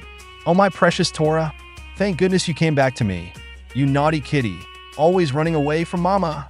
Naruto watched the detestable feline as it was being slowly crushed by its owner, phantom pains from many scratches inflicted by the beast flaring. A wicked grin split his face. "Squeeze him, ladies, squeeze him like H." The blonde's mutterings were cut short as his pink-haired teammate wrapped her knuckles on the top of his head. "Quiet, Naruto! The Hokage is speaking." The professor coughed once, then resumed. "As I was saying, there are several available missions for Team 7's next assignment. Among those are babysitting the Market District Councilor's 3-year-old son, helping his wife with her grocery shopping, helping the Yamanata farm harvest potatoes, and dash." No. Naruto interrupted, bringing his arms up into an X in front of him. He seemed about to continue his rant, but the sudden motion caused the hawk mask to sway from its position tied to his belt. It bumped gently into his thigh, and Naruto's eyes widened slightly. Memories of his training at the Uzumaki shrine flashed through his mind, and he could almost hear his aunt's voice, as if from the pages of her journal that nestled still in his pouch. The young Genin took a breath, straightened, then began again, more calmly. "Hokage Gigi, we need a more difficult mission to really test the skills we're learning as ninjas. These missions are just chores." Irika had half risen from his chair to the Hokage's left, ready to berate his former student for his outburst, but paused at the sudden change in the blonde. A glance at the other occupants of the room showed they, too, were stunned. "Naruto, you are still a new Genin," he began, coughing slightly as he swallowed his initial reaction. "You, like everyone else, need to go on these simpler missions to hone your skills. You aren't ready for higher rank missions yet. You're wrong, Arika-sensei. Blue eyes glanced his way, nearly glaring. I am ready. I'm not just a kid pulling pranks anymore. I'm a ninja now, and I need a real ninja mission. Hiruzen chuckled, internally marveling at the change in the boy. It seems Naruto's family is already having an influence on him. Even from the afterlife, he thought. Aloud, he said, so Naruto wants to show that he isn't a brat anymore? Very well. You may be a former brat, but I will give you a chance with a C-rank mission. The young Uzumaki's mouth opened slightly in surprise before widening into a smile. Yada, he cheered, leaping into the air. Behind him, his teammates groaned. Kakashi rubbed the back of his head in embarrassment. Sakura's fist trembled as her mouth twitched between a grimace and a grin. Sasuke grunted, turning away from the blonde's foolish antics, but a satisfied smirk curved the corners of his mouth. The Hokage laughed outright, happy to see the boy hadn't changed too much. Team 7 will be bodyguards for our visitor from Nami no Kuni, the land of waves. He gestured to the Chunin standing by the side door. Please send our guest in. Naruto turned eagerly to the door, excited to see who he would be protecting on his first real mission. His face fell when instead of a princess or feudal lord, an old gray-haired man in rough homespun clothes stumbled through the door. Despite the early hour, it was clear the man was already drunk, an open bottle of sake clutched in one gnarled hand. His V-neck shirt was rumpled and stained, as was the towel he wore draped around his neck. He took a long pull from his bottle, leaning against the door frame for support. He belched, then wiped his mouth with the back of his arm, as he squinted dark, bespectacled eyes into the mission hall. What's this? He hiccuped. I paid for ninjas, not some scrawny kids. He peered at Team 7 blearily. His eyes settled on Naruto for a moment, hesitating as if niggled by a distant memory. He shoved the uncomfortable feeling down with a snort. The little one with the idiotic look on his face couldn't possibly be a shinobi. Naruto snickered, turning instinctively towards his Uchiha teammate, the obvious target of the man's mockery. His mood changed swiftly to murderous when he realized Sasuke was a good 5 centimeters taller than him. Stupid old man, he growled. I'll destroy you. Kakashi dropped his hand to Naturo's shoulder, holding him back. You can't destroy the client, Naruto. He turned to the man. I assure you, sir, my team is more than capable of handling anything we may encounter on the road. The man snorted again. Listen up, brats, he began, ignoring Kakashi's statement. I'm Tazuna, the master bridge builder. I'm building a bridge in the land of waves that will change our world, so you better get me home safely. He took another pull from his bottle, even if it means giving up your lives. He didn't quite meet Team 7's eyes, but considering his inebriation, they were happy that he was still upright. Mostly. Kakashi turned to his students. Okay, team, pack some supplies and meet at the East Gate in 1 hour. As the ninja dispersed, Tazuna grabbed the pointed hat hanging on his back and donned it, pulling it low over his eyes.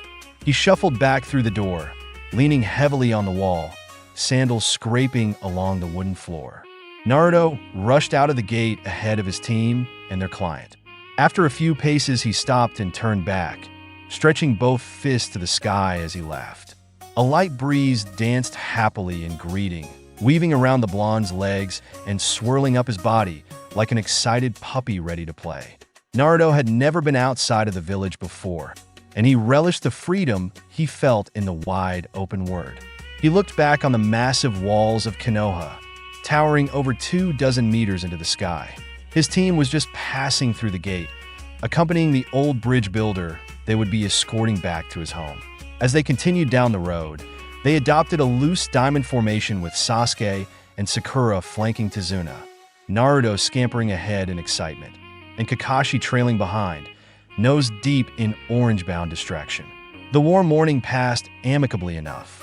Sakura had tried to engage her love interest in conversation, but the last Uchiha preferred his brooding silence. The kunoichi deflated once again at the rejection. Tazuna took pity on the girl and began regaling her on his exploits as a bridge builder and craftsman. He became so enthralled in explaining the intricacies of his trade that he didn't notice Sakura's head was already spinning trying to keep up with the unfamiliar jargon. Naruto's exuberance soon waned, and he kept a more reasonable pace at the head of the group. The road cut through the forest as it wended its way eastward.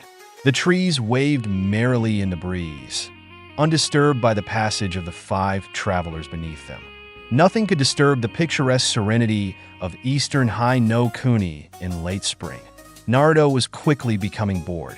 He didn't dare try to insert himself in the torrent of architectural alchemy Tizuna was spewing at his female companion.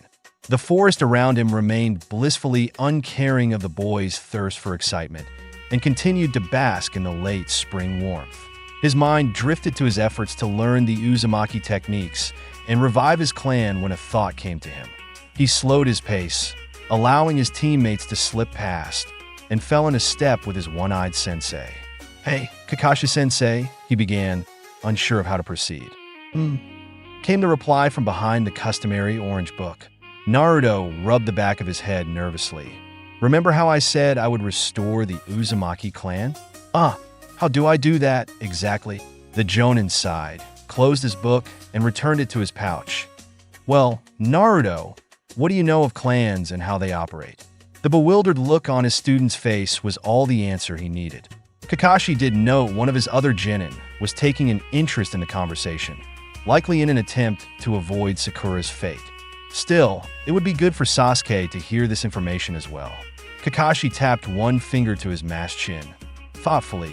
Well, at their core, clans are basically a group of individuals united by a shared belief. They usually consist of one or more families that can trace their ancestry back to a common figure, though not all members of a clan need be related by blood or marriage. "So a clan is just a big family?"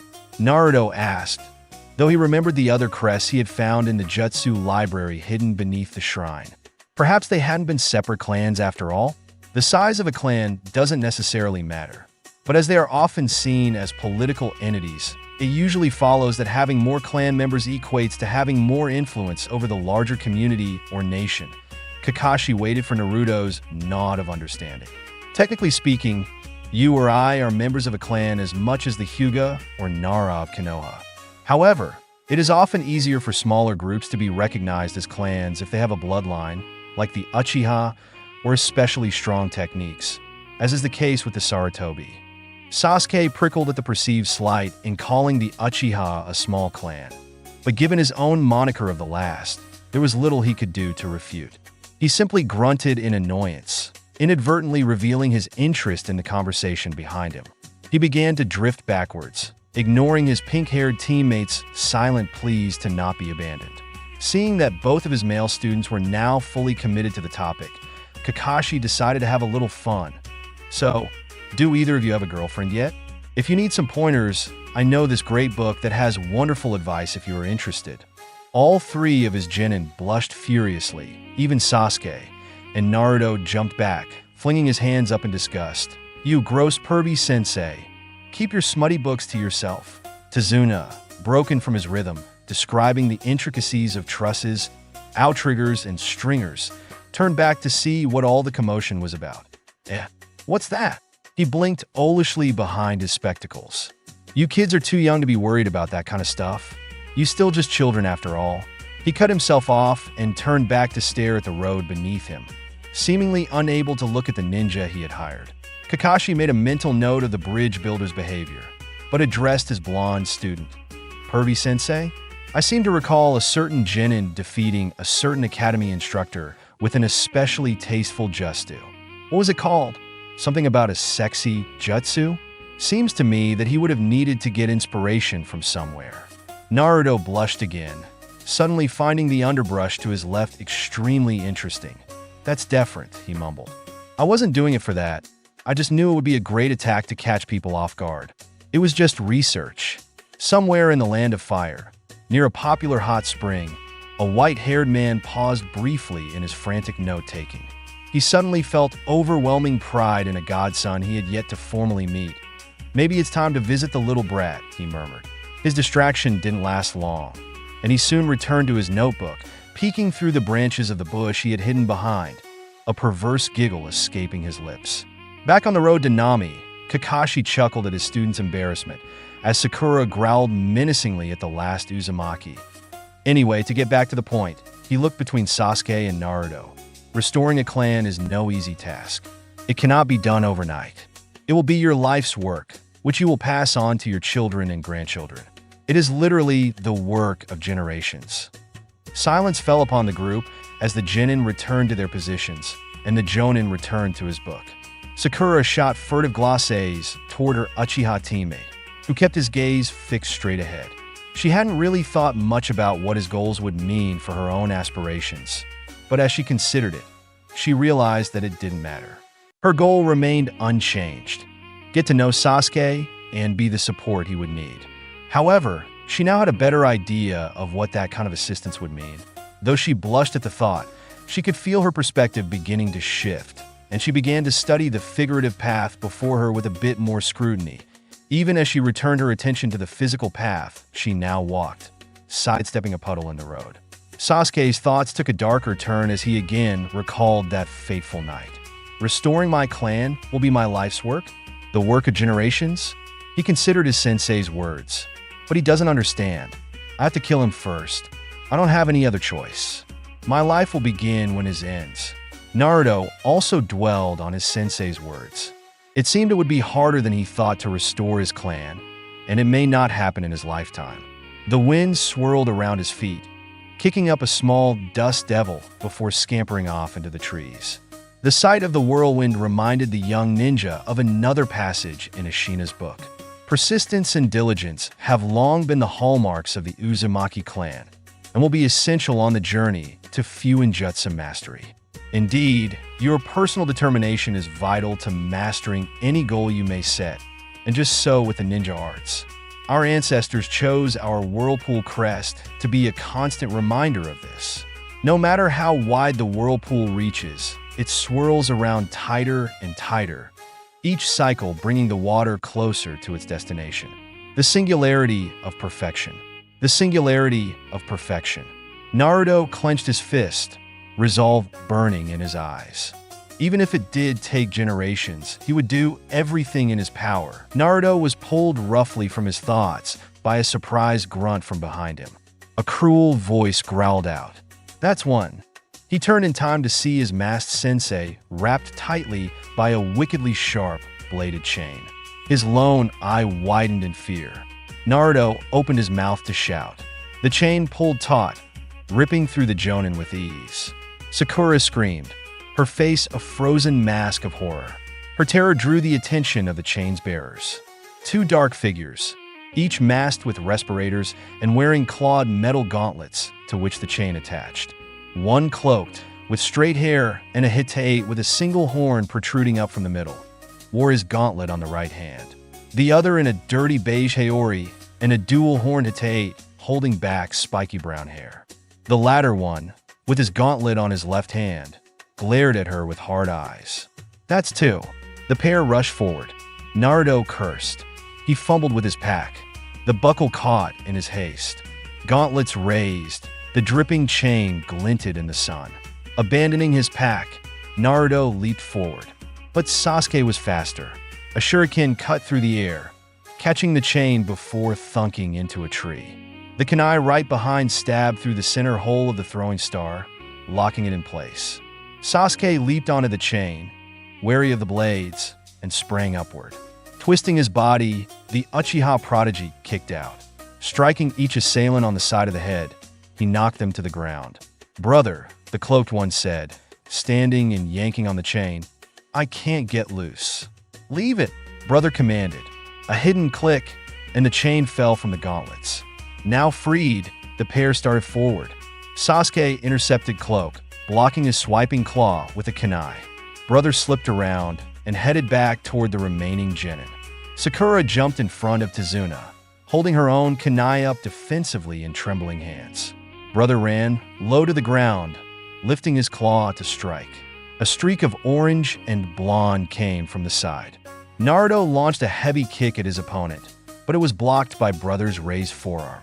Still, the Uzumaki succeeded in drawing attention away from his teammate. He settled into his taijutsu stance and faced the two-horned ninja. "You better run while you can, little brat," Brother taunted, flexing his claw menacingly. "Not a chance." Naruto spat back. "You're gonna pay for what you did to my sensei." Brother laughed cruelly and lashed out with his claw. Naruto ducked the swipe and blocked the follow-up knee strike with his palm, skidding backward from the force. "Boss!" 3 Kagebunshin shouted in unison as they jumped beside the blonde, one clone catching Naruto as he slid. The 3 new Narutos pulled out their kunai, and the original accepted one from the clone that caught him. They circled the enemy ninja, waiting for an opening. Brother scoffed. "You think clones are enough to beat me? For time's trash is still trash." Naruto and his clones charged, lashing out with punches and kicks. Brother dodged and blocked, striking back with his gauntlet. The blonde seemed to dance around him, each covering for the others. Kunai clashed against claw again and again. The stalemate continued until the horned assassin growled in frustration. "Enough of this!" With a burst of speed, he kicked behind him, catching one clone in the stomach. He rammed his gauntlet into the belly of the second and snatched the retaliatory kick of the third in his open hand. He swung the clone violently into a tree, and 3 puffs of smoke briefly obscured him. He smirked at the remaining blonde. "What now, brat?" Naruto, unfazed by the ferocious counterattack, smirked back. "How about this?" And he spun the kunai in his hand before ramming it at his face.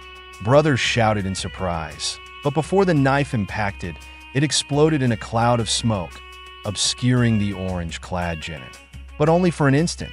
Naruto dashed forward, and Brother noted a flash of something white on the boy's face. Naruto snarled behind his bear mask, swiping forward with his own clawed hand at the stunned ninja. Brother raised his arms to block, confident he could stop the attack. Naruto's hand struck his opponent's crossed arms with the force of a rock slide.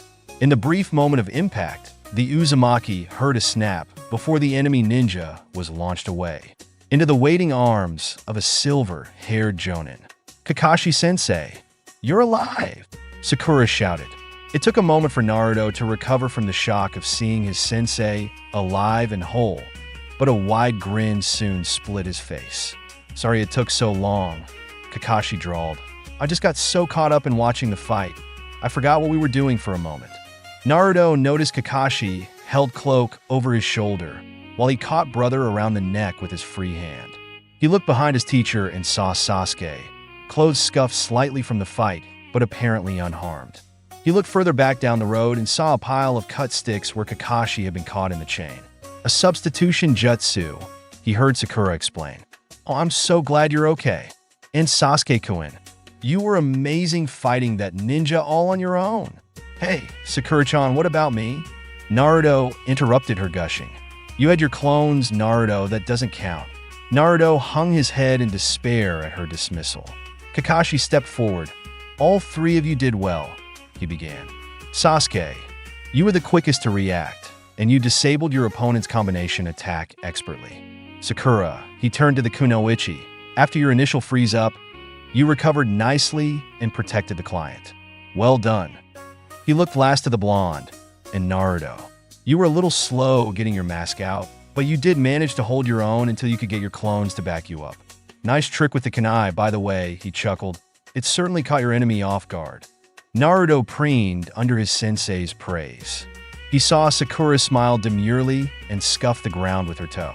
Sasuke merely grunted in reply, but the corner of his mouth twitched slightly upward.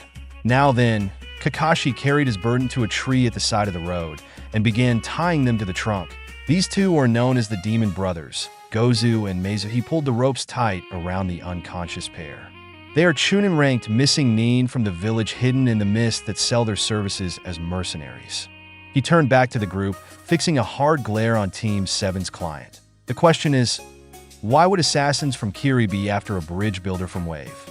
Tazuna looked nervously to the side. "I don't know what you mean. Ninjas fight each other all the time, right?" "They came for you, Tazuna," Kakashi began to growl. The 3 younger ninjas remembered this dark aura from the day of their Genin test, and were glad they weren't the subjects of it this time. They told Naruto to get out of the way, meaning we weren't the target. The old man swallowed hard, reaching up with shaking hands to wipe the sweat from his brow. His eyes shifted rapidly between the trees, the road, the Genin, anywhere except the senior ninja in front of him. Finally, he sighed and his shoulders slumped in defeat. "All right, I'll tell you everything." Tazuna explained that the Land of Waves was a small country and relatively poor. Even their daimyo didn't have much money.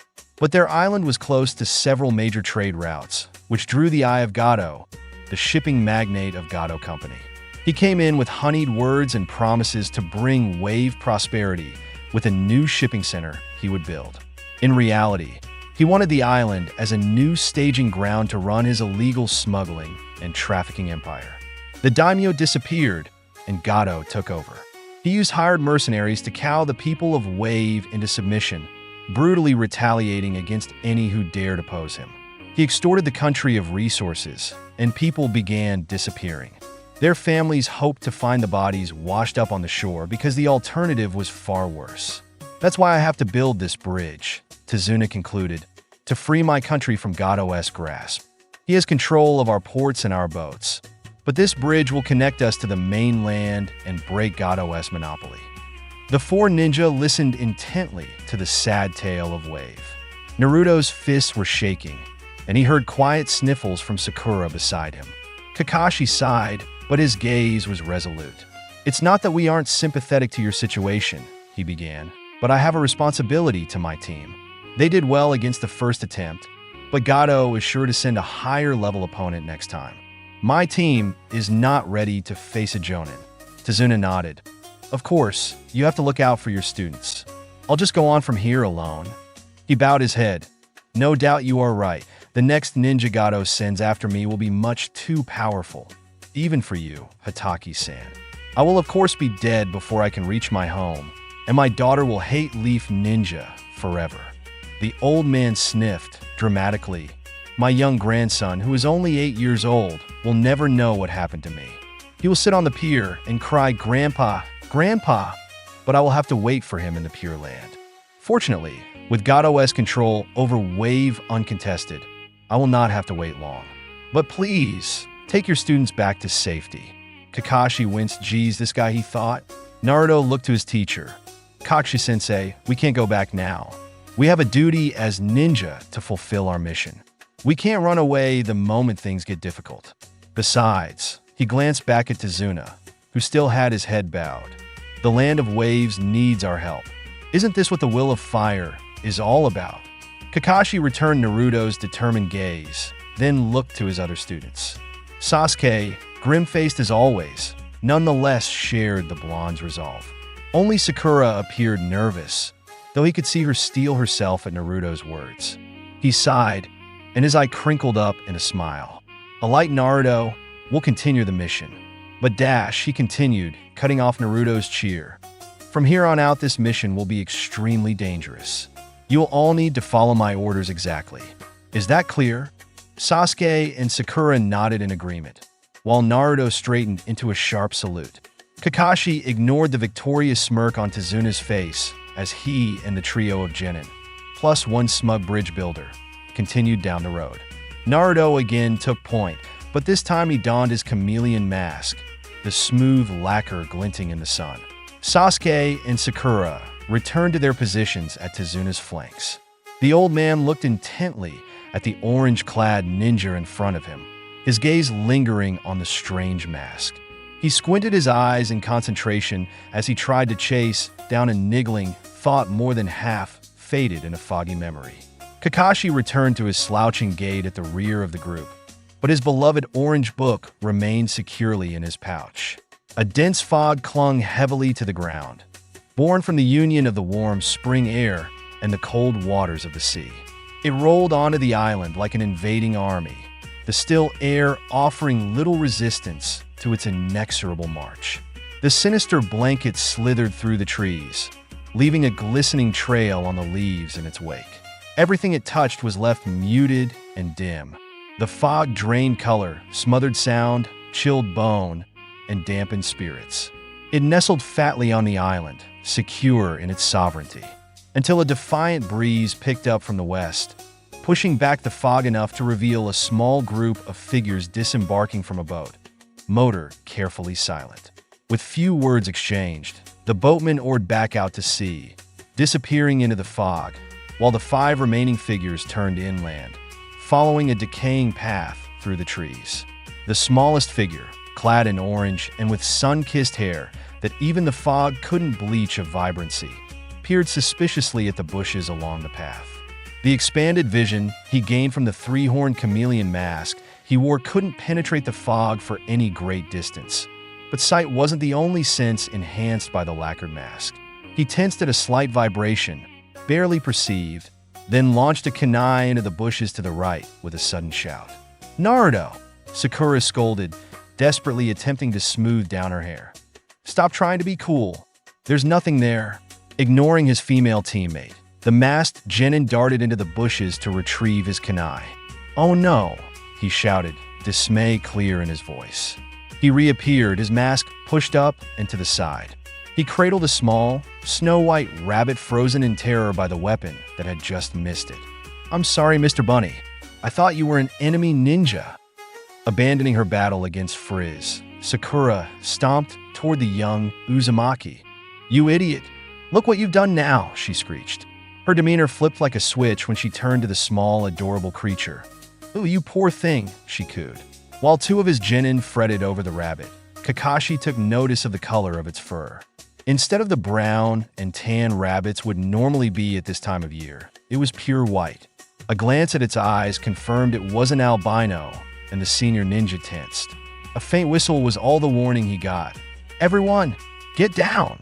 Kakashi pulled Tazuna to the ground, while the 3 genin threw themselves flat.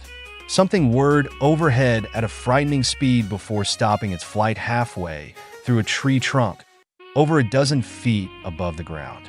The object revealed itself to be a huge broadsword, as tall as a man, and in the shape of a butcher's knife. The sword had a circular hole near the tip of the blade and a semicircle notch close to the hilt.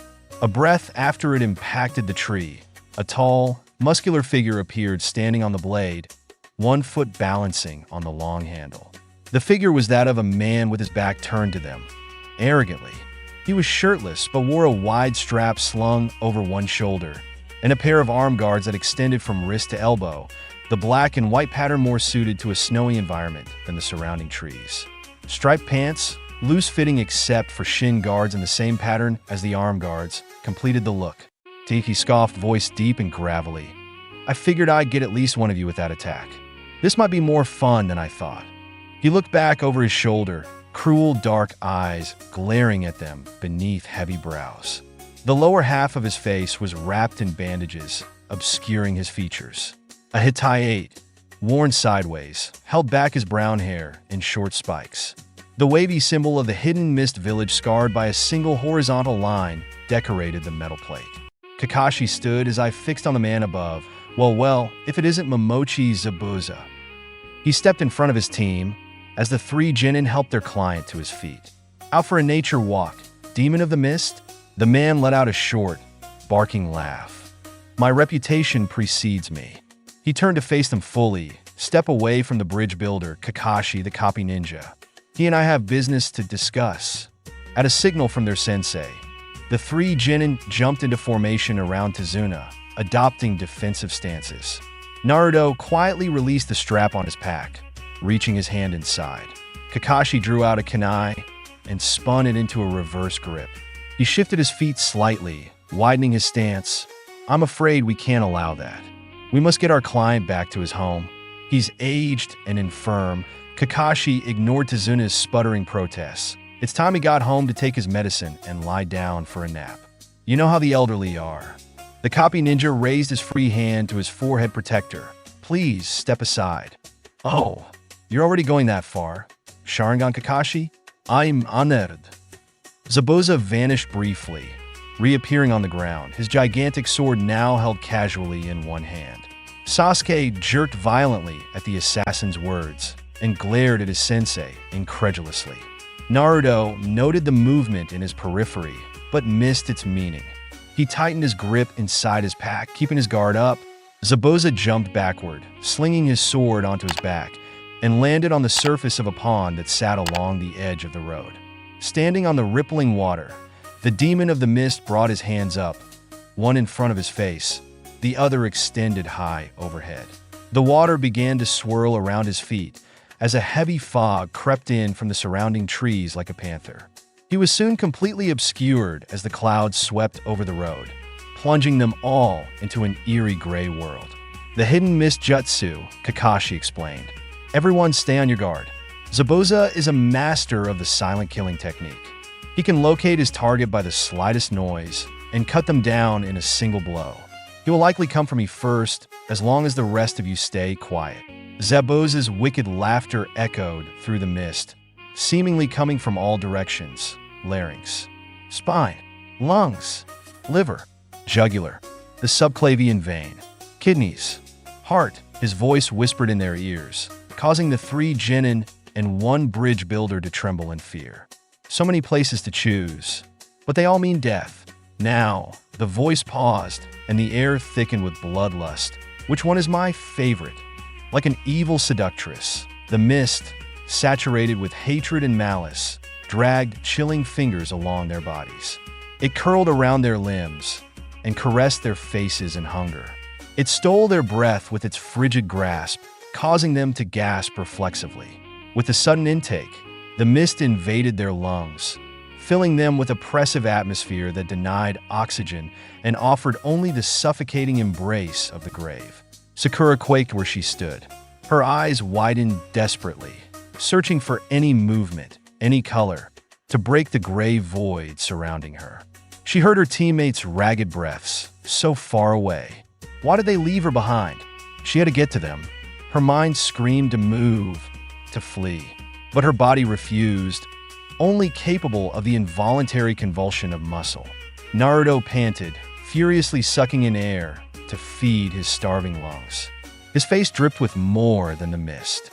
Every touch of those icy tendrils felt like a violation. He wanted to curl in on himself, to scrub the creeping slime from his flesh. He saw only gray. Was he blind? He heard only terror. Was he already dead? He clenched his hand around the mask in his pack, a sharp corner digging into his palm. He clung to that pain, flexing his fingers until he thought they'd break. He gathered that pain in close, for pain meant life. As long as he felt pain, the horrible pounding in his ears wouldn't give way to even more terrible silence. Sasuke tried to choke down the bile that rose, acrid, in his throat. The bloodlust and fear in the air was so like that night. He felt like he was caught in a nightmare. A cloying, rusty scent filled his nostrils, though he knew he was enveloped by mist. His body felt wrong. He was a 7-year-old boy, frantically trying to hide from those hateful red eyes. He was a genin, trembling in the mist of a foreign land, surrounded by people he desperately needed to keep away from him, in case he came back. He clawed at any lifeline he could, even as he waited for death. He couldn't bear the pressure. The air was stifling. He couldn't breathe. He had to find a way out, a way to escape this crushing dread. He saw the kunai in his hand. He focused on the point. So sharp, so sharp. Sasuke. That single word washed over each of the genin, breaking them from terror's grasp. A flare of chakra pushed back the mist. Kakashi stood defiantly, still facing where Zabuza had disappeared. The younger ninja could feel the power he radiated. They could almost see it. He glanced back at the last Uchiha. Don't worry. I won't allow my comrades to die. Hope washed over them, warming away the last chill left from Zabuza's killing intent. The relief was stolen by another voice, deep and gravelly, from the center of their formation. Too late. The demon of the mist rose from his crouch. His sword swung with the promise of death. Then Kakashi was there. Zabuza let out a grunt, his eyes wide in surprise. Naruto saw the kunai his sensei held, buried to the ring in the missing nin's gut. The 3 genin and Tazuna were pushed back, falling to the ground. But water, not blood, dripped from the enemy's wound. A shadow in the mist loomed behind the copy ninja. Sensei, behind you! Naruto yelled. The Zabuza Kakashi had struck burst into a puddle of water. The real demon swung his sword at the Konoha Jonin's back, too fast to dodge. The genin once again saw their sensei's body ripped apart by an enemy weapon. But like Zabuza, this Kakashi too burst into a splash of water. The water clone jutsu. Zabuza gasped. That's impossible. He felt a cold edge of steel press into his throat. "It's over," Kakashi stated from behind Zabuza, kunai in hand. The Kiri-nin chuckled. "You think it's over?" He let his sword drop. "I'll admit, you're good. My Mizu Bunshin was already being copied when you pushed away the mist." His eyes hardened. "But I won't be beaten by a monkey." Once again, Zabuza dissolved into water, revealed to be another clone. A third Zabuza appeared behind Kakashi, already swinging his massive sword. Kakashi ducked, feeling the blade slice above his head. A few strands of silver floated to the ground. The demon wasn't finished and plunged the sword tip into the ground, his body continuing to rotate. A quick swap of his hand on the pommel, and he pushed off the sword, landing a vicious kick to the back of the copy, Nin's head. Kakashi was launched through the air, crashing into the pond with a splash. He surfaced with a curse. He had to get out before. "I've got you." Water prison jutsu. The water swirled up around the silver-haired Jonin, forming a ball and trapping him inside. The water was dense and heavy, restricting his movements, and he felt the constant drain on his chakra from his implanted Sharingan increase, exacerbated by some property of the jutsu he was trapped in. Zabuza stood atop the pond next to Kakashi's prison, one hand sunk beneath the surface of the sphere. "So much for the great Kakashi," he chuckled. "I can finish you off at my leisure. But first, I'll take care of your students so you can see how foolish you were to make that promise." Zabuza raised his free hand to his chin. 2 fingers extended into a half-ram sign. Water clone jutsu. The genin on shore watched in fear as the water of the pond surged upward once more, coalescing into yet another Zabuza clone. "You brats think you can call yourselves ninja?" The real Zabuza growled. "Don't insult me. You stand there trembling in the face of death. When you can face the Shinigami without being phased, then you may be a ninja. When your name is written in the pages of my bingo book, then you may have earned the right to be called a ninja. But you brats will never reach that level. You will die here today." The water clone copied the same half-ram sign as the original, and mist once again rose up from the pond, obscuring it from view. The genin tensed, straining to see where the Bunshin would attack from. Naruto heard the faintest whistle of air and turned, only to be kicked in the face by the clone. The young Uzumaki flew back, his Hatayate knocked off by the blow. It landed at the fake Zabuza's feet, where it stepped on it mockingly, grinding it into the dirt. Kakashi struggled within the water prison. "All of you listen to me," he shouted, somehow projecting his voice past the barrier. "Take Tazuna and run. He has to stay in contact with the water to keep me trapped, and the clone can't move far from the main body. This is your chance. You have to run." Sasuke shook his head. "That's no chance. Even if we ran, there's no way we could get away. He'd just kill you and come after us later. The moment you got caught, fighting became our only option." "Sasuke's right," Naruto grunted. He picked himself up, wiping a trickle of blood from the corner of his mouth. "Besides, didn't you say that those who abandon their comrades are worse than trash?" He fixed the Zabuza clone with a steely gaze. "Listen here, you eyebrowless freak," he spat.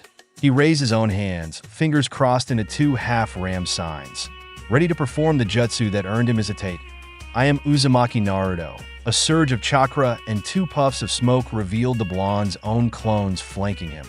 A survivor of the Uzumaki clan, he reached into his pack, pulling out 3 white masks, and the next Hokage. Tossing 2 of the masks to his Kage Bunshin, all 3 donned them.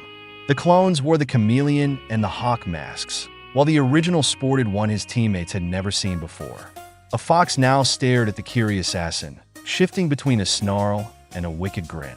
All 3 masked Narutos once again made the sign for the Shadow Clone Jutsu. Another surge of chakra pushed back the mist, replacing it with an even bigger cloud of smoke. When the smoke cleared, dozens of clones filled the road, each wearing a copy of Kichijoden's masks. "Stick that in your bingo book, Baka." "Uzumaki," the clone laughed. "You can't be serious. The Uzumaki were wiped out long ago. Don't try to claim a legacy that can't possibly be yours." Despite the clone's bluster, the glaring eyes of the no masks boring into him caused Zabuza's confidence to waver ever so slightly. "There's no way. Those are just cheap knockoffs," he thought, Sasuke, Sakura-chan, one of the fox-masked Narutos, turned to his teammates. "You guys ready to get the bell?" The two genin nodded grimly in response. Sakura took up a defensive position in front of Tazuna, while Sasuke tightened his grip on his kunai. "Then let's go wild." The orange horde surged forward, the hawk mask clones quickly reaching the front, while the foxes darted around to the side. Many of the chameleons faded out of sight, waiting for an opening. Water clone jutsu. Instantly, 5 more Zabuza clones sprang from the surface of the pond. The 6 Kiri copies met the oncoming tide of genin with wicked glee, cutting down the shadow clones like a scythe through wheat. One water clone found itself surrounded by 4 shadow clones wearing hawk masks and a further 2 with fox masks.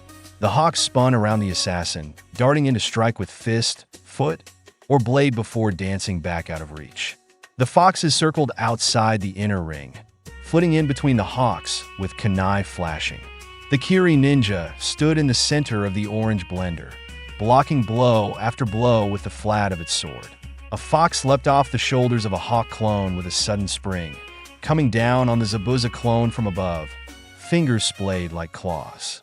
"Nice try," Zabuza sneered, as his clone launched a high kick, catching the descending Naruto in the stomach hard enough to cause it to explode in a puff of smoke. The massive sword flashed down, parrying a kunai strike from a chameleon mask clone that appeared behind him. The clone's surprise was clear, even behind the mask, as the Zabuza let out a grunt of effort, swinging his sword in a massive arc that cleaved through the other clones before coming around to take the last blonde head from its shoulders. Before the blade met its neck, the clone disappeared. The blade swept harmlessly through the smoke, dispersing it with the rush of its passage, revealing the raven-haired Uchiha crouched low, finishing a set of familiar hand seals. Fire style, great fireball jutsu. Sasuke expelled a gout of flame right in the clone's face, causing it to dissolve with a splash. The water damped the fire, but didn't douse it completely. Sasuke snatched out with his hand, grasping a barely visible wire, before swinging his arms over his head. The fireball, now half its original size, circled the young Avenger like a comet, picking up speed with every revolution. With a might heave, the blue-clad genin let his missile fly, right toward the real Zabuza still standing on the surface of the water. Zabuza smirked. "Not bad for brats." He raised his free hand again to his chin, channeling yet more chakra. "You used to clone in a substitution jutsu to get in under my guard, but cute tricks won't work on me." Water style, water wall jutsu. True to its name, Zabuza's technique raised a wall of water interposed between himself and Sasuke's attack. The flaming sphere struck with a hiss and exploded into a cloud of steam, boiling the water away with its dying breath. The Kiri assassin's eyes widened when a second fireball burst through the haze, eclipsed from his sight until the first was extinguished by his water. He grabbed his sword, intent on batting the attack away, but a softly drifting cherry blossom caught his eye momentarily. Sakura huffed at the sudden expenditure of chakra, but grinned when her haze of blossoms genjutsu took effect. The mist jonin shattered her technique almost instantly, but that moment of disorientation threw off his timing enough to allow Sasuke's fireball to slip past the swinging blade. Hoping to catch the demon in a pincer, Naruto channeled his own chakra with the gentle nudging of his fox mask and shouted "Fox Fire" as he spat out a trio of blue fireballs of his own, smaller than the Uchiha technique, but much faster. Zabuza leapt into the air, careful to keep in contact with his water prison, and tucked his knees in close. He could feel the heat of the first fireball through the soles of his sandals as it passed under him. He channeled chakra down his arm, connected to the sphere that held the copy ninja captive, suspending himself long enough to allow Naruto's attack to miss as well. Naruto's mouth curved into a feral grin behind his mask, a grin that was mirrored by his rival.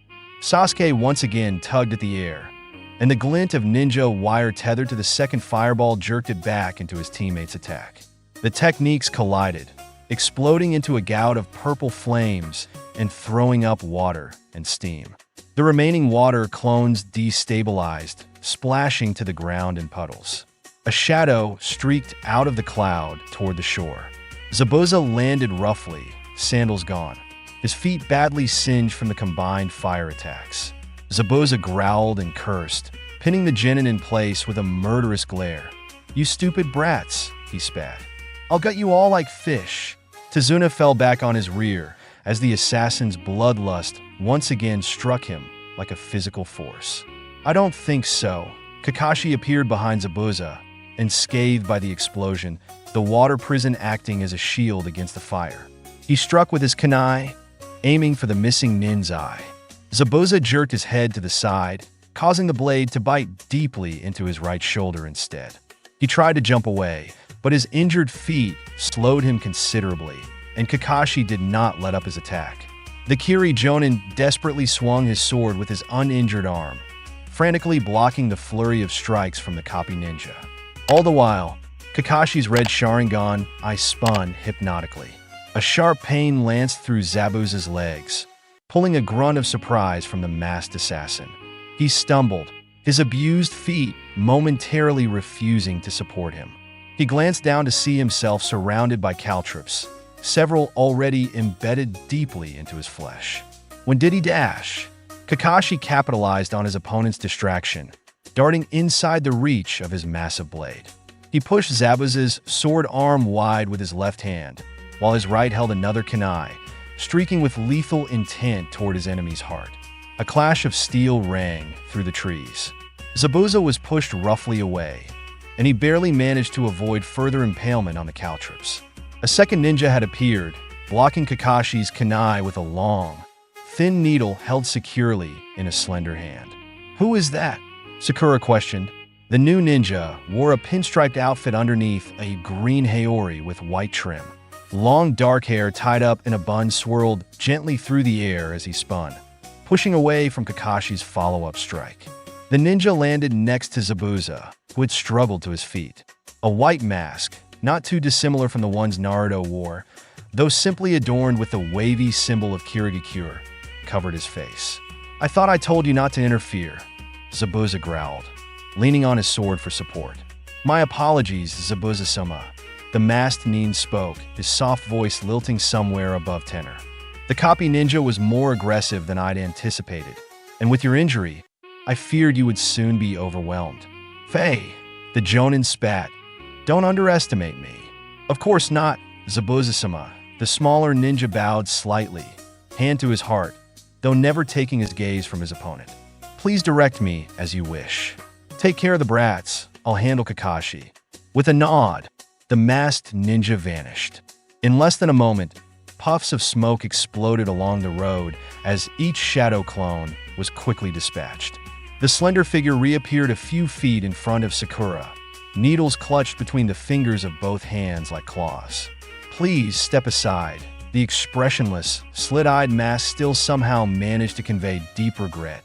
"I do not wish to kill you, but my master's mission must succeed. The bridge builder must die." The two male genin jumped in front of their teammate, and Naruto's snarling fox mask glared defiantly at the enemy nin. "What about our mission?" he shouted.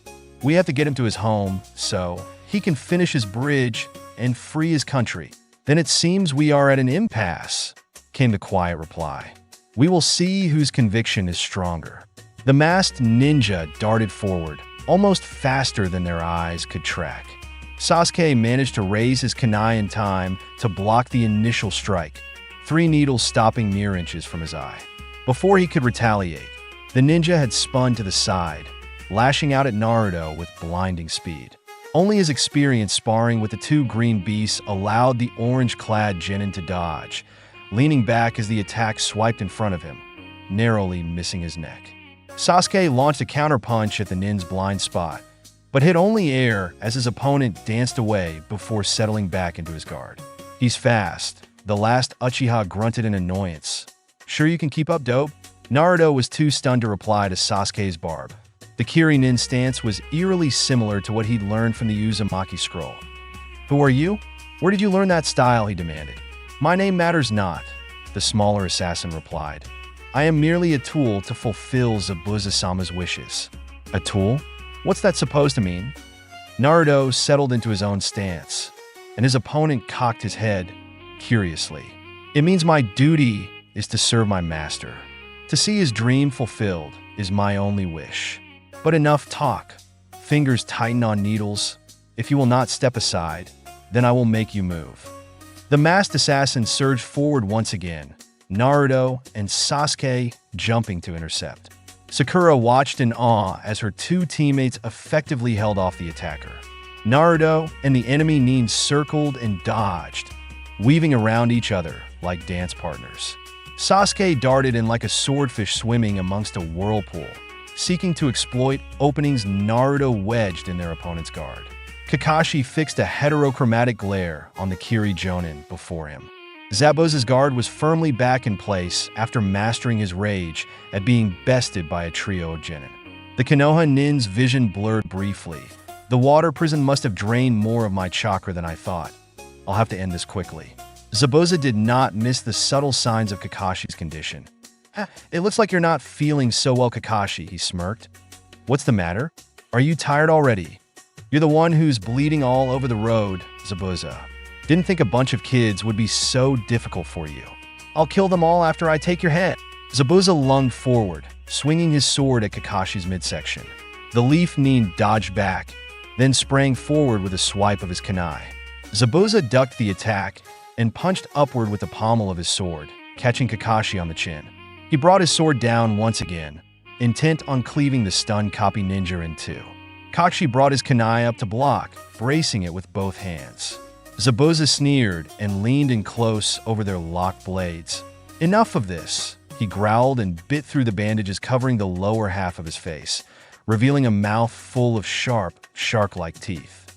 He lunged down and sunk his teeth deep into Kakashi's shoulder. The Leaf Jonin cursed in pain and dropped low, leaving a chunk of his flesh behind.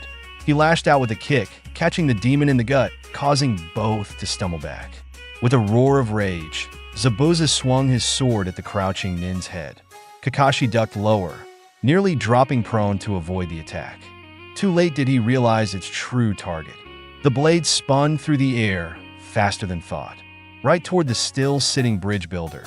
Naruto shouted in alarm, but he and Sasuke were blocked by Zabuza's masked accomplice.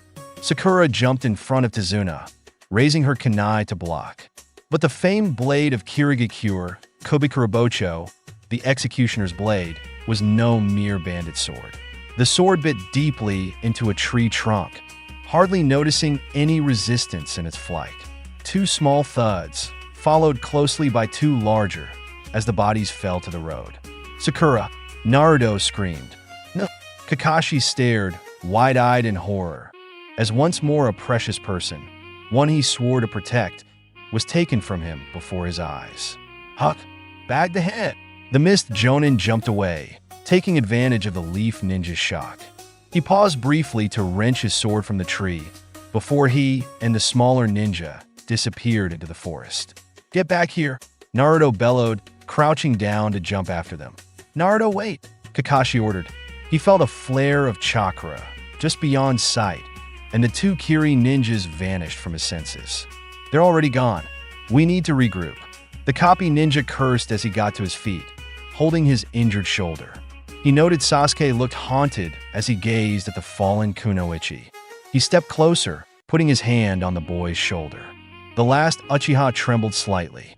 I have a way to track them, but I'll need a minute to prepare dash, he cut off as a familiar voice came from the bushes at the side of the road. It's okay, Sensei, we're over here. Sakura stepped from the trees, pulling a pail and sweating Tazuna behind her. A chameleon mask clone emerged next. Lizard lips turned upward in a smug smile before poofing into a cloud of smoke.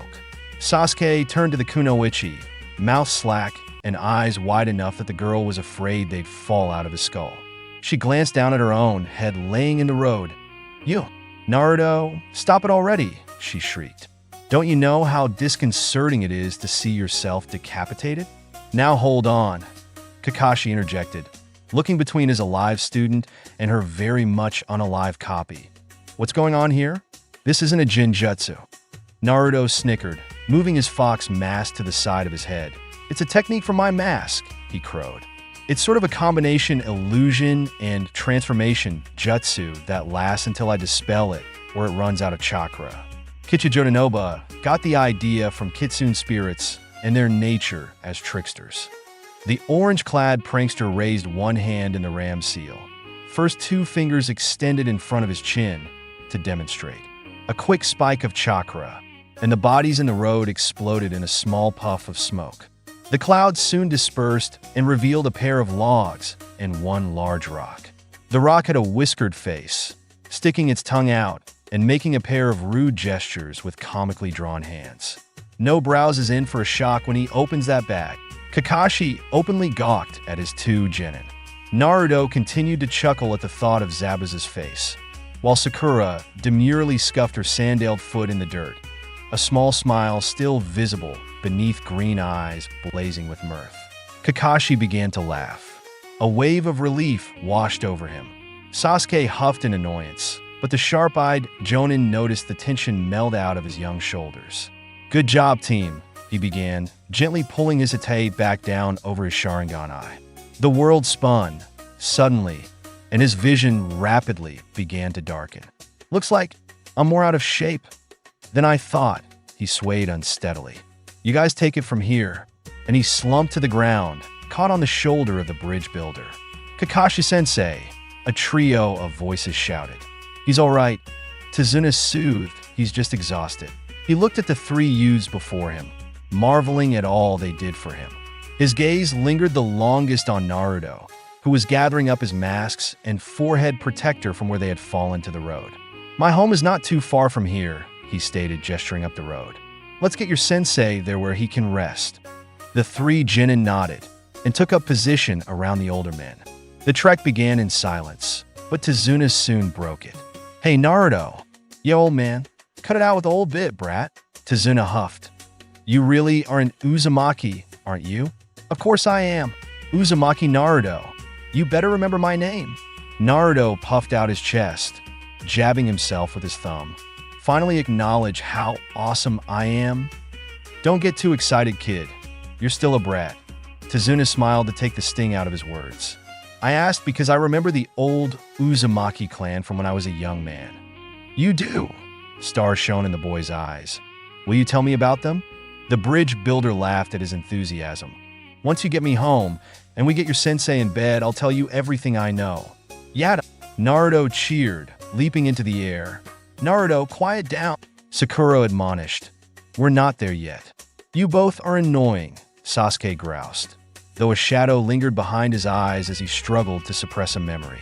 Tazuna chuckled as the three young ninja continued to converse, and he felt his steps lighten more than they had since Kaiza first walked through his door. Maybe there was more hope for his country than he thought.